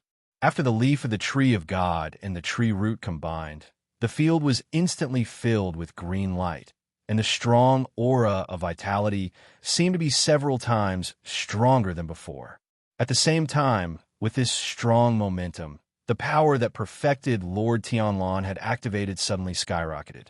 The beam of blood crystal moonlight that had been blocked outside and stagnated once again broke through the obstruction and continued to fall where they were standing. This change made the expressions of perfected Lord Tiehu and perfected Lord Guangbo change.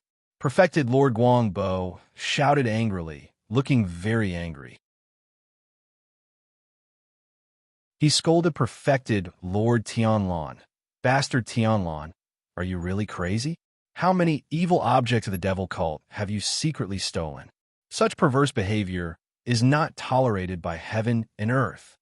Perfected Lord Tianlan and Lu Chun ignored perfected Lord Guangbo's righteous roar and did not take it to heart at all. Lu Chun just carefully looked at the branch in midair with a subtle expression.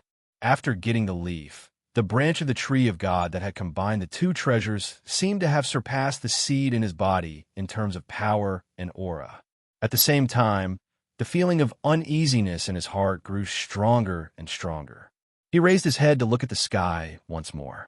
Indeed, above the blood moon, the vortex that was gradually forming had already taken shape.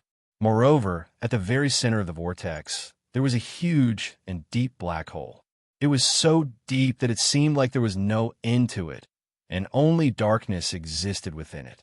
Everything seemed to be about to repeat itself. The corner of Lu Chen's eyes twitched slightly, and he lowered his head. However, he did not have any intention of making a move. Instead, he quickly looked around with a puzzled and worried expression. At this moment, what was reacting with the new branch of the Tree of God must be the God-vanquishing mantra of the devil cult. Even if it was not, the difference was limited. It must be the divine sense that could directly open the passage to the previous world with the power of the fragment of the Tree of God and attract the ancient devil god. However, he had clearly seen the God-vanquishing mantra back then. There was a Dharma formation and how the elders of the devil cult operated it. However, now that perfected Lord Tianlan was standing in front of him, Lu Chen realized that he had no idea where the Dharma formation of the God-vanquishing mantra was. That thing must exist, but there was no sign of perfected Lord Tianlan casting a spell on him. So where was this mysterious new God-vanquishing mantra? Lu Chen's eyes flickered like lightning. He suddenly turned his head and looked at the city's spirit formation that was shaking and no one cared about anymore.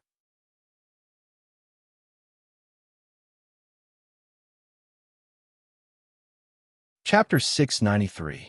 The sky above the Immortals city became even more gloomy. It was already gloomy and gloomy, but now a huge black whirlpool had appeared out of nowhere, and the blood moon was hanging in the middle of the whirlpool. In the dark background, the blood moon seemed even more mournful.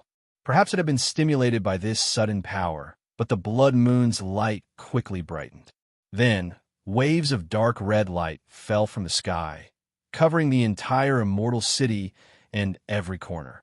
Even Celestial Dragon Mountain, which had been the least affected before, could not escape this time and was completely enveloped by the blood moon's light. The dark red light covered the sky and swallowed everything. Celestial Dragon Mountain. In the great hall of Fuyunji, Old Ma withdrew his gaze and turned to look at Shuang. Shuang was also staring at the sky outside the great hall. After looking at the mournful blood moon, she looked at the huge whirlpool and the endless darkness that had suddenly appeared in the sky. It was like a bottomless abyss hanging upside down in the sky. It seemed that if one stared at it for a moment longer, they would have the illusion of falling into it. After a moment, Shuang also withdrew her gaze and let out a long breath. Old Ma asked her, "Does this count as a change in the weather?" This clearly should count.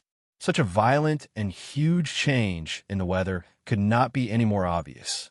Only a blind person would not be able to see it. Shuang also smiled bitterly, then nodded. Her voice sounded a bit low as she said, "It should be." Old Ma didn't say anything. He just stood up and walked a few steps towards Shuang, stopping in front of her. Shuang glanced at him. The trace of exhaustion on her face seemed to deepen. She stretched out her white fingers and rubbed the space between her eyebrows. After a moment of silence, she said, "Send the order." Old Ma stood where he was without moving.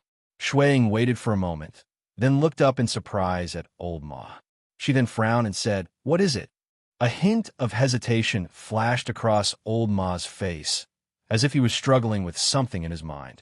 After a while, he suddenly lowered his voice, looked at Shuang, and said in a low voice, "Hall Master, I have something to say." Shuang stared at him and said, "Speak." Old Ma took a deep breath and said, "In this battle, we, Fuyunji, will have to fight against 3 enemies at once. Although we are strong and fearless, we can't say that we have the upper hand.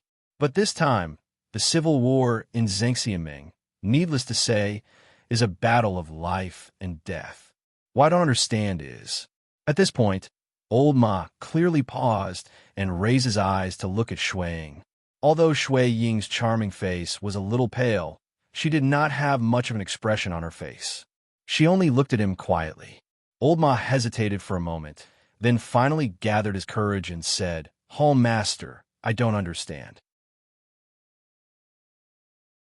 At such an important time, why is the true Lord not here to command the overall situation? Also, Even if the true Lord has other plans and can't leave, he still gave us the signal to launch the general attack. This is such an important matter. Shouldn't he have clearly explained the situation of the signal?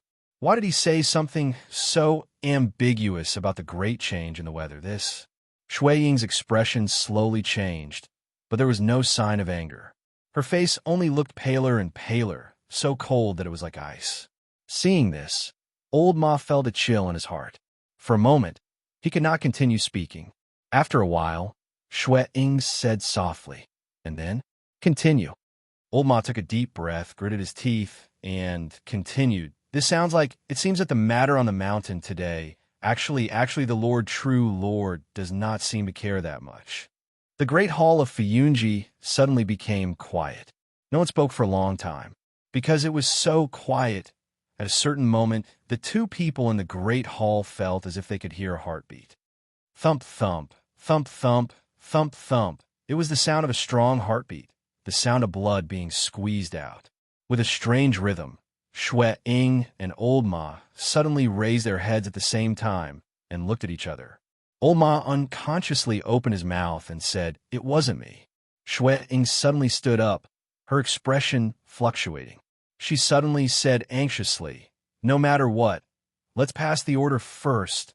Before she finished speaking, a sharp whistle suddenly came from outside. Immediately after, a gust of eye-catching black smoke shot into the sky. It was the emergency fire arrow in Fuyunji. At the same time, the sound of fighting came from many directions in the distance. Some people shouted angrily, some people screamed. It was like a huge wave, rolling in from all directions. Shui Ying snorted coldly. Olma was also slightly surprised. He frowned and said, "These guys, they actually found such a good time to strike first?" Shui Ying did not say anything more.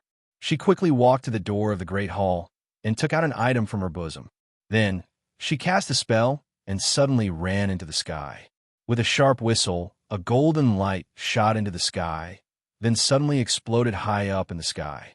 The golden light filled the sky like a sky full of stars, embedded in the gloomy sky. It was like a beautiful firework, bringing a rare glimmer of light and beauty to this dark and gloomy world. It made people feel refreshed. However, after the splendor, there was a tsunami of battle cries that sounded from all of the floating clouds company's territories. The valiant elites that had long been prepared rushed out from the corners of the ambush. They faced the enemies of the other three factions that had suddenly launched an attack and began a bloody massacre. The battle cries were already everywhere in the distance, but Fuyunji's great hall was still very quiet. Old Ma stood behind Shui Ying with a somewhat complicated expression. After a while, he said in a low voice, "Since it has begun, let's also go to the front." Before he finished speaking, he saw Shui Ying suddenly take a few steps back, hiding in the shadows of the great hall. At the same time, he heard this woman say in a low voice, "Come here, don't let the moonlight shine on you." Old Ma was startled. For a moment, he didn't understand what she meant. He subconsciously looked up and saw that the blood moon in the sky had suddenly become blood red. Then, the moonlight that sprinkled down suddenly became as thick as blood. It was currently sprinkling down from the immortal city at the foot of the mountain towards Mount Tianlong at an incomparably fast speed. The thick blood like moonlight swept everything. Not long after, it arrived near the great hall of Fuyunji. Old Ma suddenly felt a chill in his heart. His body immediately flew backwards. The moment before the moonlight swept across the great hall, he hid beside Shui Ying. In that shadow, there was a bit of coldness. The towering roof of the great hall blocked the blood like moonlight. The blood-red light swept across the great hall, then flew into the distance. Further away was the place where the battle cries were the loudest. It was unknown how many people were risking their lives to kill. It was also unknown why they were doing this. Old Ma turned his head with some difficulty and looked at Shui Ying. He saw that this woman's face was completely pale, as if it was transparent. She clenched her teeth and didn't say a word.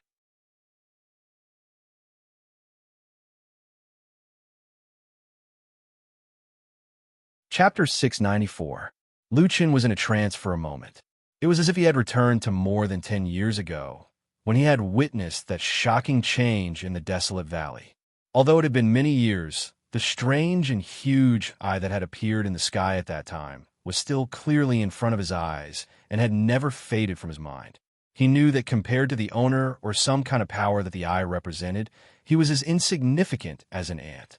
He also knew that on that day, perhaps that I didn't notice him at all, but at the end of that clamorous change, it was he who unexpectedly made a move and ended everything. He had used the black sword to kill Yun Shouyang, thereby disrupting the god-subduing mantra formation, and then caused the elders of the devil cult and the fire shaman of the barbarian tribe, who were receiving that godlike power, to be smashed to pieces by the chaotic and violent power. Before they died, they had miraculously broken through the limits of the human race, forcibly raising their cultivation from the ordinary Yuanying realm to the realm of deity, transformation, perfected monarch, and perhaps even stronger. Such a powerful and unimaginable power was not something that a human could achieve. Lu Chen had a clear understanding of this, and, as the only person who had survived the strange change and the collapse of the god-subduing mantra, he had always kept his mouth shut about this power and had never mentioned it to anyone else. He had not even mentioned it to perfected Lord Tianlan, who had a special relationship with him, or his old friend Old Ma, who had accompanied him for many years. If he had told Old Ma about this, it would have been a disaster for him. But if he had told perfected Lord Tianlan about this terrifying power, Lu Chen knew that the damn Baldy would definitely pursue it. For someone like perfected Lord Tianlan, who had already stood at the peak of the human race and was even more powerful than the elders of the devil cult and the fire shaman, it was impossible for him to resist such a temptation. It was like a person who had walked a very, very long distance and had left behind everyone in the world. There was only darkness and confusion in front of him, and all that was left was loneliness. If a small path or a patch of light suddenly appeared at this time, the result would be self-evident. However, Lu Chen raised his head and looked at the huge vortex in the sky with a bitter smile on his face. After so many years, everything seemed to have returned to its original point. The secret that he had kept should have disappeared from the world, but now it reappeared again, and it happened to be in the hands of Supreme Tianlan. He stealthily took 2 steps back, completely hiding himself behind Supreme Tianlan. Although the attention of the 2 divine transformation stage perfected monarchs was focused on perfected monarch Tianlan, the aura of the 2 divine transformation stage perfected monarchs still exerted a lot of pressure on Lu Chen, who had yet to reach this level.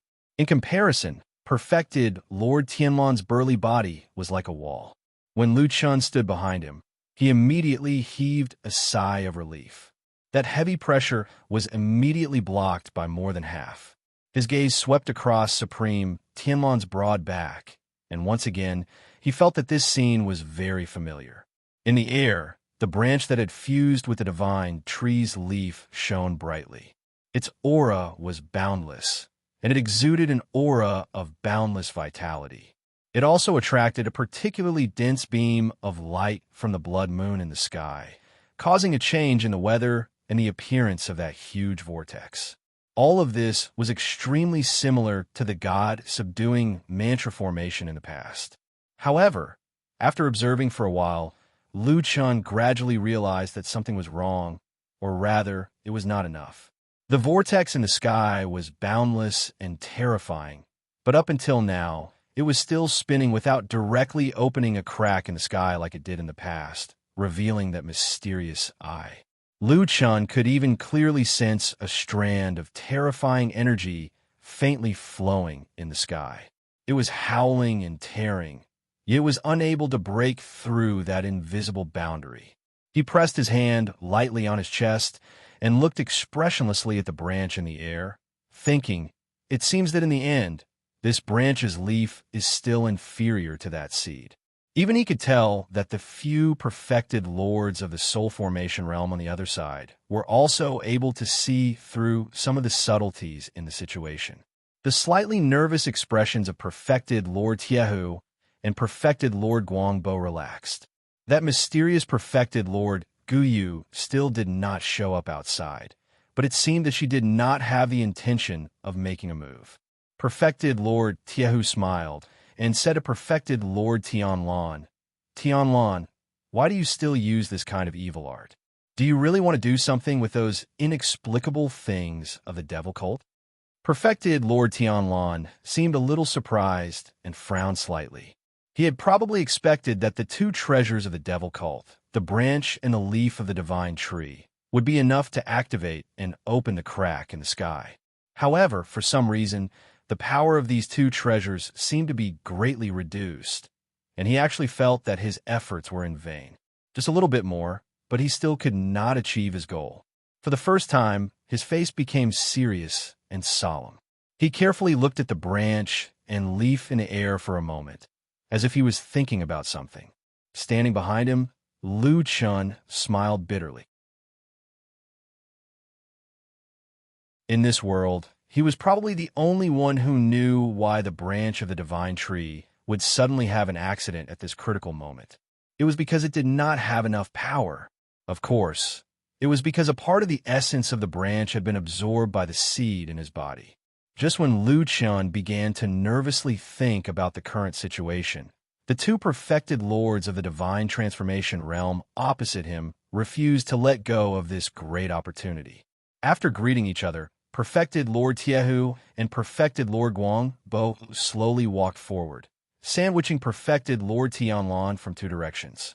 Not to mention that behind perfected Lord Tianlan, there was another master of Starry Hall hidden somewhere in the empty city.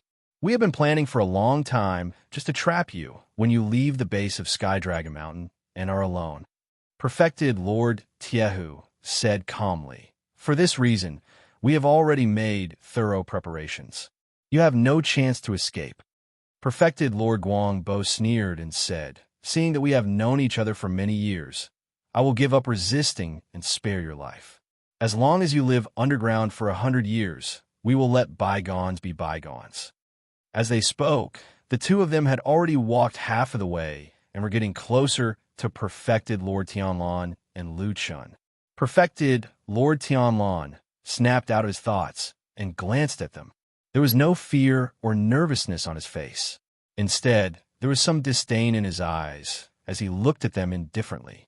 Just the two of you trash, useless things. He was probably the only person in the world who dared to call two perfected lords of the divine transformation realm useless things. Perfected Lord Tianlan did not pay attention to the two opponents who suddenly changed their expressions. He reached into his arms again, and a green light suddenly scattered at this moment. The expressions of everyone present, including Lu Chen's, had changed. Their faces were filled with disbelief, and astonishment. The third fragment. He actually had a third fragment of the devil cult.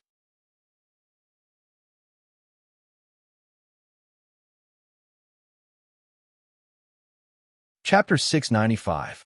In fact, the Tree of God had never appeared in the world. Or, at least since the beginning of human history, there had never been any mention of the Tree of God in the divine central continent. All the information about the Tree of God only existed in legends and myths, and only in the legends of the devil cult. In fact, after a long time, even in the devil cult, the legend of the Tree of God had been on the decline for many years. After all, it was just an illusory myth that was of no help to the reality. After years of forceful suppression by Zhengxi and Meng, the devil cult struggled to hold on, and most people's impression of the Tree of God was just an ancient legend. As for whether it was true or not many people actually cared. Lu Chen had lurked in the devil cult for many years and knew the mentality of the people in the devil cult very well. The more ordinary a member was, the less they cared about the legend of the Tree of God. On the contrary, the few bigwigs and elders who stood at the top of the devil cult attached great importance to the legend. And it turned out that there was a reason for this. The fragments left behind by the Tree of God did possess incredible power. The battle in the Barren Valley many years ago and the Blood Moon catastrophe led by perfected Lord Tianlan today all seem to prove this point. The fragments of the Tree of God were the most important treasures and artifacts of the devil cult. But over the years, they had gradually been lost in the outside world by chance. Even though Lu Chun had secretly obtained the seed of the Tree of God, the most important of the fragments, he had never really imagined that he could have all the other fragments. Until today, he saw with his own eyes that perfected Lord Tianlan magically and bizarrely took out the fragments of the divine tree one after another, as if he was performing a magic trick. When the third fragment, another leaf that was full of vitality and was glowing with a green light, appeared in his hand in front of everyone's eyes, even Lu Chun, who was always calm, could not help but be dumbfounded. This damn Baldy, this crazy lunatic, this peerless genius. Is there anything he can't do? How many more secrets are hidden in him? When perfected Lord Tianlan took out a second leaf from his pocket, Lu Chun's expression changed drastically, and the expressions of the two perfected lords of the divine transformation stage opposite them also became very interesting. Supreme Guangbo was shocked at first, then he was speechless. Although they were enemies now, Supreme Guangbo couldn't help but say, "Old man Tianlan, when did you rob the lair of the devil cult? You actually have so many fragments." Really, he seemed to be at a loss for words for a moment. After a pause, he shook his head and said with a bitter smile, "You have been fighting with the evil cult for the past few decades. Now it seems that all the foundation of the evil cult has been seized by you." Supreme Guangbo grinned at Supreme Guangbo. His expression was very gentle, but he didn't say anything and looked noncommittal. As they were talking, a sudden heavy panting sound came from the side. Both of them and Lu Chun were slightly surprised. They turned their heads together and saw that Supreme Tiehu was standing on the other side. At this moment, his face was green and white, his beard and hair were standing on end, and he was gnashing his teeth in anger. At the same time, his expression was mixed with a bit of shame, pain, horror, and regret. Even his body was slightly trembling, and it seemed that he was extremely angry. Boom! A loud sound suddenly rang out. It was Supreme Tiehu, who seemed to finally be unable to control the fury in his heart. He suddenly hit the nearby wall with his palm. Instantly, the wall cracked, and then a large section of it collapsed with a loud bang, causing dust to fly everywhere. A chilly wind carrying dust blew past the old man, fluttering his clothes and white hair. Supreme Tiehu clenched his teeth and spat out 2 words from between his teeth. "Bitch!" After being ravaged by Supreme Tiehu's sudden outburst of temper, the already damaged courtyard became even more messy. The few people present seemed to be shocked by this old Tiehu's sudden loss of composure. For a moment, no one spoke, and everyone stared at Supreme Tiehu. The atmosphere suddenly quieted down, and it was somewhat stiff and cold. Supreme Tiehu sensed that something was wrong, but he didn't seem to care. He suddenly raised his head and stared at Supreme Guang Tianlan. His eyes looked like they were about to spit fire, and he fiercely scolded Supreme Guang Tianlan. Despicable and shameless. At this point, no one present was stupid. In the blink of an eye, they all understood. Although Supreme Tiehu clenched his teeth and only scolded without saying the reason, it was obvious that he had suffered a great loss from Supreme Guang Tianlan. Needless to say, this seemingly strange private matter was obviously related to the second leaf of the Tree of God that Supreme Guang Tianlan had just taken out. This was because Supreme Tiehu looked calm when he took out the first 2 pieces of the Tree of God. It was only when he took out the third leaf that he flew into a rage like an old dog whose nest had been broken into. Supreme Guangbo obviously thought of this as well. After the shock on his face faded, he frowned and walked a few steps towards Supreme Tiehu. With a gloomy expression, he asked in a deep voice, "Brother Tiehu, what happened?" Supreme Tiehu wanted to say something, but stopped. His expression was ugly, and he finally snorted. He flicked his sleeves and said coldly, "Nothing. It would be weird if nothing happened." Everyone here was as shrewd as ghosts. Who could be fooled by such a crude lie? Supreme Guangbo looked more and more worried. He shook his head and said, "Tell me clearly, Brother Tiehu. If there is anything that will affect our big event today, you can't hide it."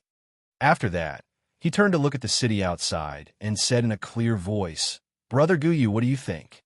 In the depths of the seemingly empty house, behind a few beams of light, there was a vague silhouette of a person flitting past and disappearing like a ghost. After a while, a voice said, "I think what Brother Guangbo said makes sense." Supreme Guangbo nodded and looked sideways at Supreme Tiehu. Supreme Tiehu's expression became more and more ugly. He even clenched his fists subconsciously. However, he still had some rationality left. After taking a few deep breaths, he gritted his teeth and pointed at Supreme Tianlan with a cold face. "I didn't expect that my adopted daughter, Wenji, was also a shadow that this bastard had arranged." As soon as he said this, there was a sudden silence. Everyone's expression was interesting and strange. Those who could stand here were all well-informed people in Zhengxiaming. They had more or less heard some news that ordinary people didn't know. The adopted daughter of the old perfected lord, that charming young woman, had a great reputation in the perfected immortal alliance. As for the real situation after becoming famous, everyone knew it in their hearts. They saw through it, but didn't say it out loud to save each other some face. However, if Song Wenji was actually Zhengxiameng's shadow, the meaning of the matter would be completely different. At this moment, Supreme Tiehu's expression suddenly turned cold. He stopped and cried out, "Oh no, on the mountain!"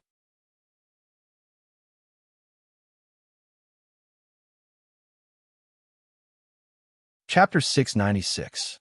At this moment, Mount Heavenly Dragon was covered in a blood-red and gloomy scene.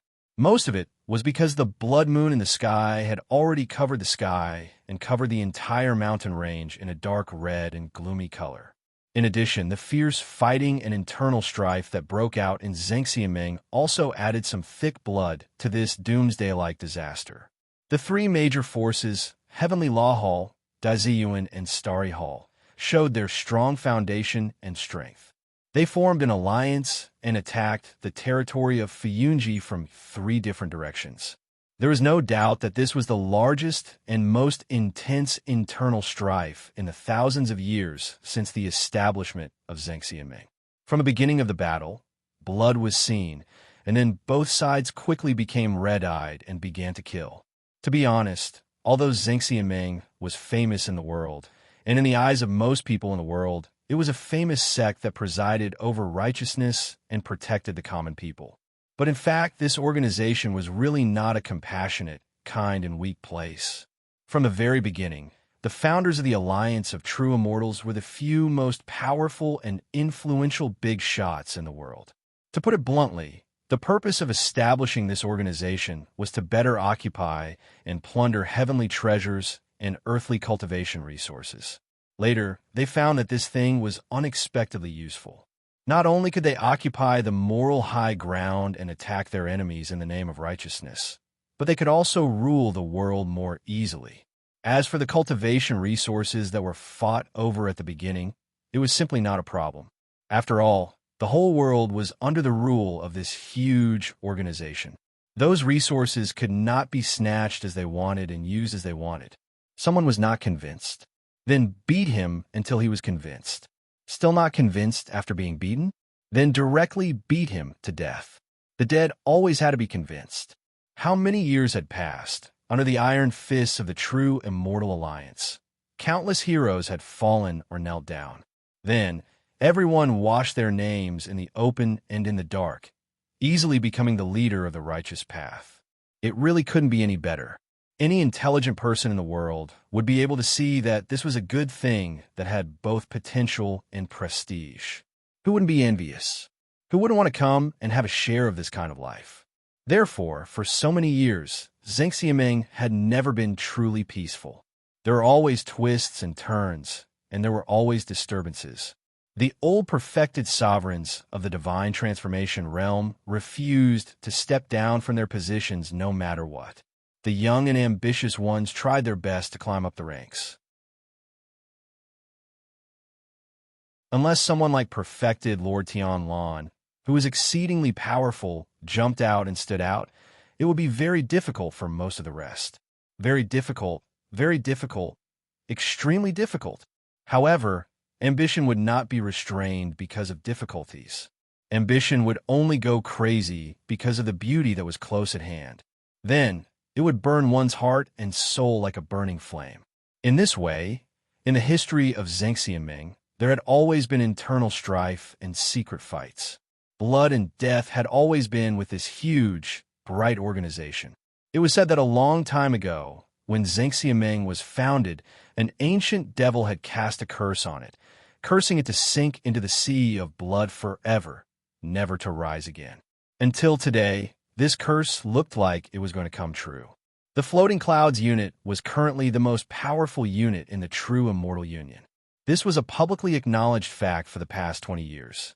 Even though the other three great powers had attacked them together today, and it seemed like every single one of them had concealed their true strength, all of them possessed even more powerful strength than what they had displayed in the past.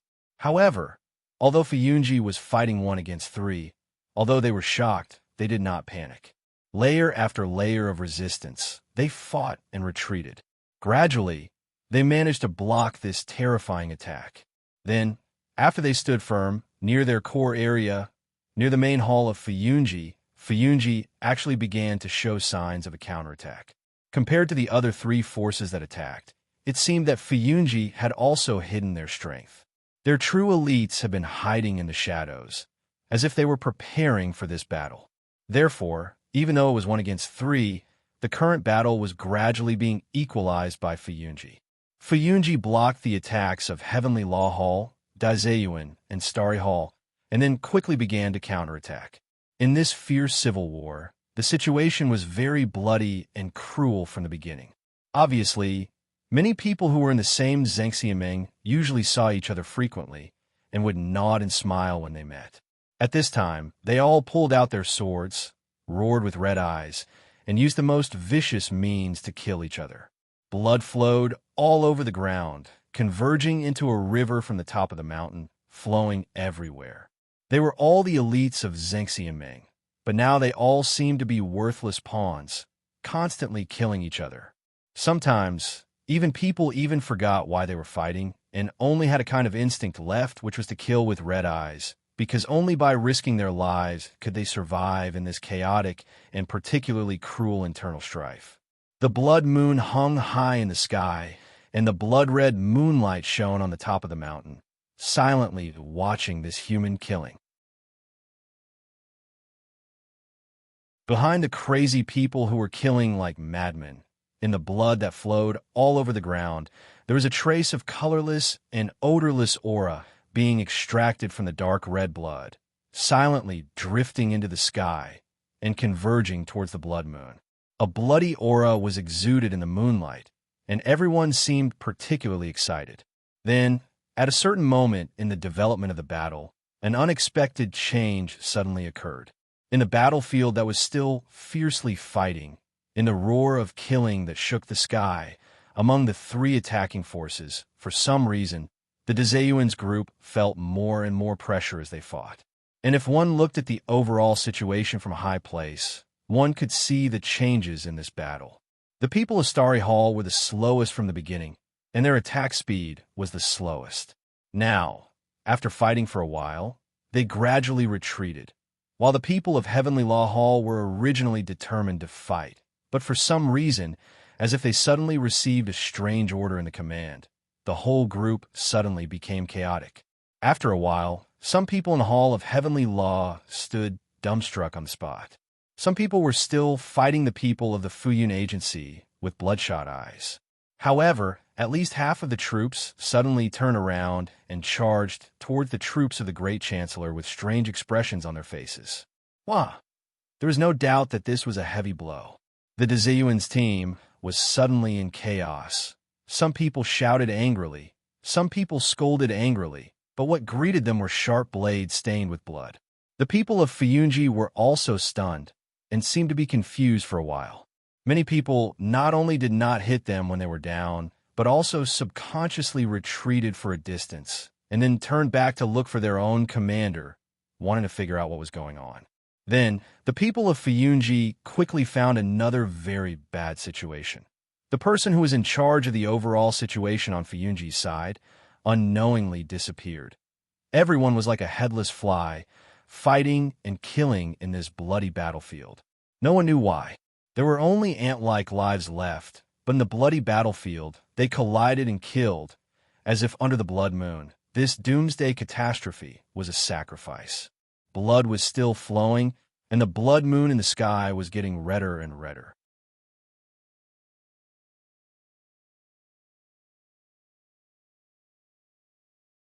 Chapter 697. The construction of Fiyunji's main hall was actually not very long ago. At least compared to the famous halls of Heavenly Law Hall, Daziyuan, Starry Hall, and other old forces of Zhengxiameng that had been built for hundreds of years, it was still a very young building. From the time it was completely built until now, it had only been a mere few decades. However, although its history was not long and its foundation was not deep, one would not see that everything had a history after entering the main hall, and that every brick and tile had a story. However, from the appearance of the main hall, it could be said that Fiyunji's main hall completely overwhelmed those ancient halls of Mount Tianlong. From the beginning of the construction of this main hall, it had inherited the unruly and insufferably arrogant temperament of the founder of Fiyunji, Lord Tianlong. It was the largest hall on Mount Tianlong and the tallest building in the entire Immortal City. It was towering and majestic, and in the past few decades, it had become the most eye-catching place on Mount Tianlong. Lord Tianlong did not seem to understand the principle of the tallest tree in the forest will be destroyed by the wind. For many years, he had always lived unscrupulously, completely ignoring the gazes of others. Then, the fact was that in these past few decades, he had used his own strength to defeat all doubts and all the traps and undercurrents that harbored ill intentions, until no one dared to challenge him. He became the person who stood at the peak of the world of cultivation. Even his enemies had to admit that this damn Baldy was powerful to this day. And after so many years of ups and downs, Fiyunji's main hall had also gradually gained respect and awe from the initial glances, scorn, and ridicule. It had gradually become the symbol of power in this huge organization. This main hall was very grand and huge, with all the side halls and side halls. In fact, it was a huge group of halls. Of course, the most eye-catching and largest one was, of course, the main hall of Fiyunji. However, for the people of the Floating Clouds Agency, this hall was very awe-inspiring. However, there was also a very strange thing. This faction was founded by Supreme Lord Tianlong. This hall was also built under his orders. However, he himself hadn't lived in this place for even a day. True monarch Tianlong had built a smaller Kunlun palace for himself to live in, leaving the Floating Clouds Agency's main hall to Blood Warbler and the other high-ranking elites of the Floating Clouds Agency. It was said that when this decision was made, it was beyond everyone's expectations, but it also won the hearts of his subordinates, causing them to become more and more loyal to this bald, true monarch. After all, from the beginning, everyone thought that this would be an unprecedentedly magnificent new divine transformation stage perfected monarch mansion hall, because all the other divine transformation stage perfected monarchs did the same. The Heavenly Law Hall, the Great Chancellor Hall, the Starry Hall, and so on, all of them occupied the core halls of their forces as their living quarters. The dome of Fiyunji Main Hall was very tall, blocking out all light. Therefore, although there were many doors and windows in the surroundings, as long as a few of them were closed, the depths of the main hall would appear darker. At this moment, this was the case in the main hall. Far away from the entrance, when standing in the depths of the main hall, darkness flowed over, blocking out the light from outside. Originally, Old Ma felt that this place was always gloomy and did not like the gloomy atmosphere in the depths of this main hall. However, on this day, he suddenly discovered that the darkness in this main hall was actually a protective barrier, blocking out the extremely dangerous light of the blood moon outside. The other elites of Fiyunji were not here at this moment. Old Ma knew the movements of some of them, but the rest that he did not know should have been arranged by Blood Warbler to defend against the attacks of the other three forces. Right now, they were in a bloody battle. The entire main hall was empty. leaving only Blood Warbler and Old Ma. Blood Warbler stared blankly at the strange moonlight that swept everything outside, her face pale. She suddenly shook her head, turned around, and quickly walked into the depths of the main hall. Old Ma was shocked and subconsciously followed 2 steps forward, but then a strange expression appeared on his face. He saw Blood Warbler quickly walk to a high platform with a throne in the depths of the main hall. This was a seat that was even higher than the seat she usually sat in. Needless to say, this was originally prepared for true monarch Tianlan, but that bald true monarch had never come here before. Blood Warbler walked straight over and then stretched out her hand behind the throne, as if pressing some secret mechanism. A moment later, a low rumbling sound suddenly rang out in the main hall. On the side of the throne, a secret underground passage appeared. The square staircase extended downwards, and it seemed to be about the width of 2 people. No one knew where it led to. Old Ma opened his mouth wide, took another step forward, and then stopped again. For a moment, he was a bit hesitant, not knowing if he should follow. Blood Warbler did not hesitate, and walked down the secret passage after it appeared. But when half of her body was in the passage, she suddenly raised her head and glanced in Old Ma's direction. Old Ma stood where he was, stunned and somewhat at a loss as to what to do. Blood Warbler was silent for a moment, and then she beckoned to Old Ma. Old Ma swallowed, and his breathing became a bit rough. He looked back at the distant main hall, and under the blood-red moonlight, he could faintly hear the sounds of fierce fighting in the distance. Some were screaming, some were roaring, some were shouting, and some were going crazy. It was like a boiling blood feast. He gritted his teeth and suddenly took large strides, running towards Blood Warbler and the secret passage. Blood Warbler watched as Old Ma quickly ran to her and then nodded slightly. Her face still looked very pale, but standing in the secret passage seemed to have helped her recover a bit. At least, there was a bit more color on her face. She no longer hesitated and directly turned and walked down. Old Ma followed behind her, and after one last look at the empty main hall, he followed Blood Warbler underground with complicated feelings. His eyes first darkened and then brightened again. Old Ma followed Blood Warbler down the stone steps that were dozens of floors high and came to a tunnel that extended to both sides. Blood Warbler walked forward, and when she reached the side of the tunnel, she pressed on an inconspicuous brick on the wall. Immediately, a rumbling sound rang out again. Old Ma looked back and saw that the stone slab on the ground of the secret passage had already closed, isolating him from the outside world. The fighting and blood seemed to have gone far away. In this underground world, it seemed that even the blood moon could not affect this place. Blood Warbler glanced at Old Ma and then said in a low voice, "It's safe here. Follow me." After saying that, she walked to the end of the passage on the left. Old Ma followed her obediently, staring at the woman's back. His eyes were full of doubts and an indescribable complexity. Blood Warbler seemed to sense something and said, "Do you have something to say?" Old Ma was silent for a moment, and then said, "Yes." Blood Warbler said, "Speak." Old Ma suddenly took 2 quick steps forward and blocked in front of Blood Warbler. He then stared into her eyes and asked in a low voice, word by word, "Why me?"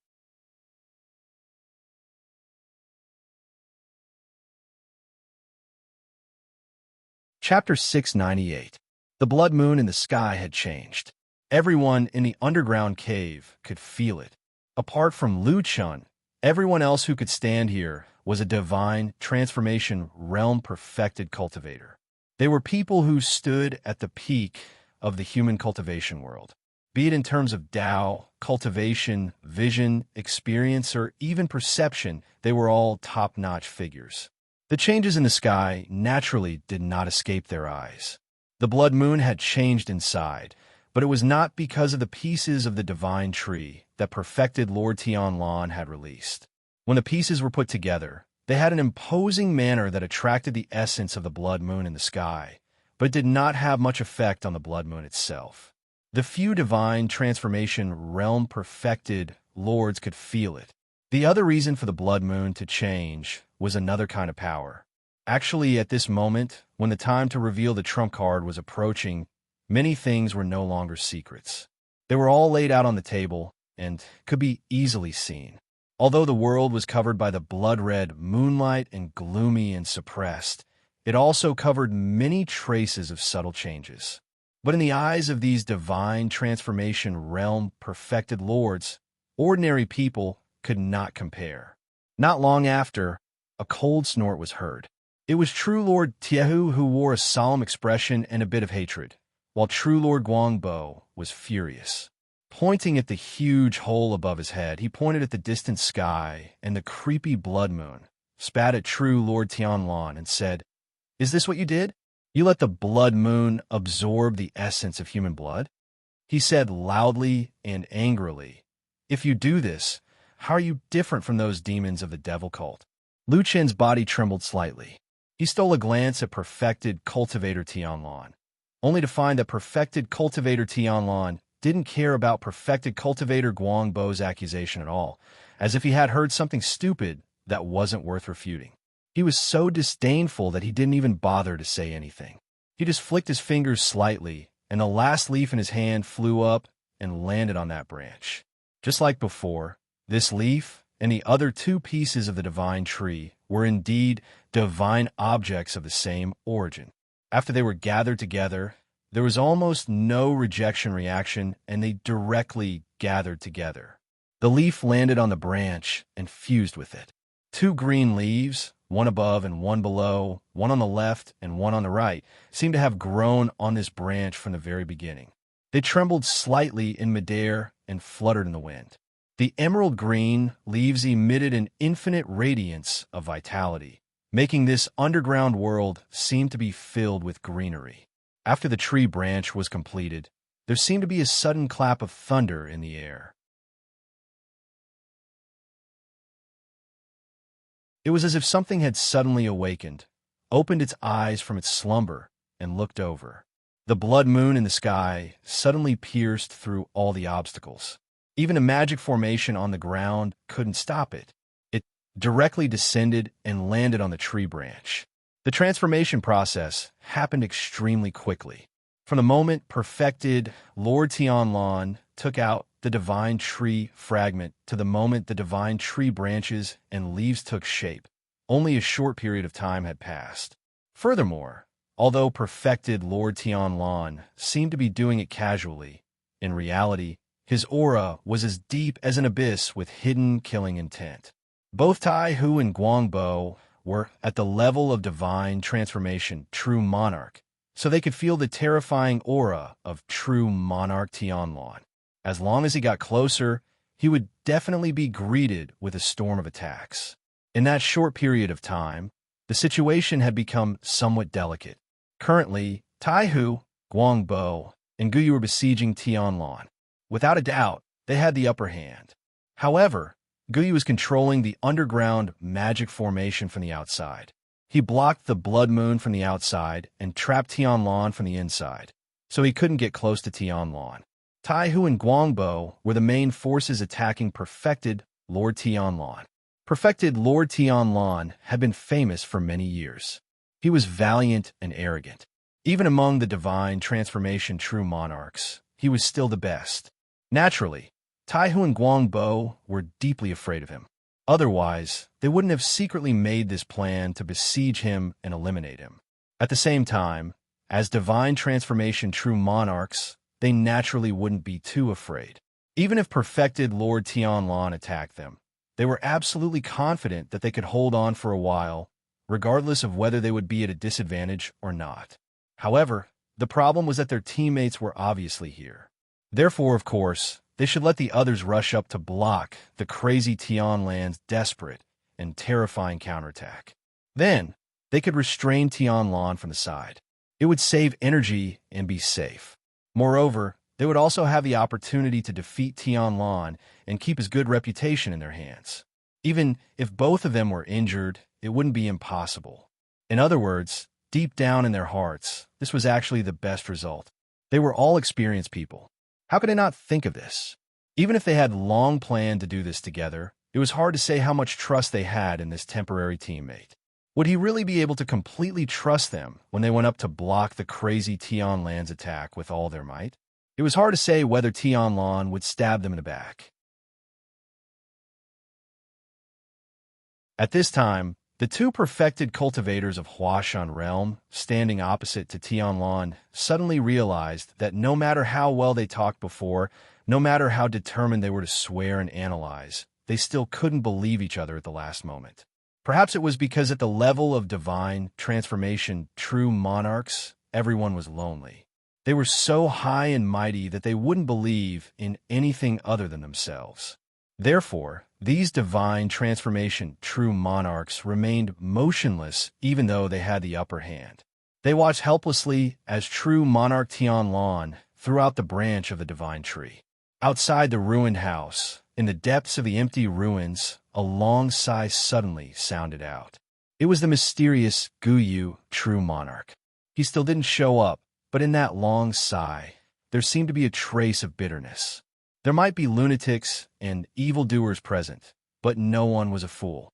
Although the situation was extremely delicate, everyone soon saw through it, including Lu Chun. A slightly sarcastic smile appeared at the corner of his mouth. He shook his head slightly, while the two opposite true monarchs showed a bit of embarrassment on their faces. However, as embarrassed as they were, they didn't say a word or make any movements. After all, in the decades before the rise of Fuyunji, as the representatives of the oldest forces in Zhengxiaming, the Heavenly Law Hall and the Dezayuan, who were now allies, had also fought to the death in the past.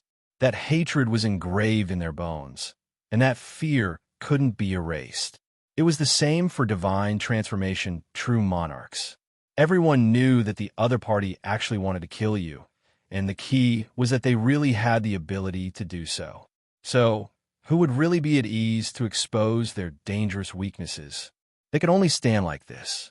No matter how powerful a divine transformation true monarch was, at this moment, restrained by the most superficial emotions and couldn't move, even if it made them look like a bit of a joke. True monarch Tianlan glanced at the two contemptuously, then turned back and smiled at Lu Chun. Although he didn't say anything, Lu Chun understood what he meant. This kind of trash can also be as famous as me in the world, so let's just get rid of him. The bald madman laughed and then stomped his foot, stepping right on the groove in the stone slab beneath his feet. The rumbling sound from the depths of the ground suddenly became louder. You're tuning in to the Romance Rendezvous YouTube channel. We're so grateful for your support, and don't forget to subscribe to join us on this incredible journey through captivating stories. Your generosity through donations truly makes a world of difference, as it's the primary source of revenue that allows me to expand and enhance this channel for you. Thank you from the bottom of my heart for being a part of this adventure.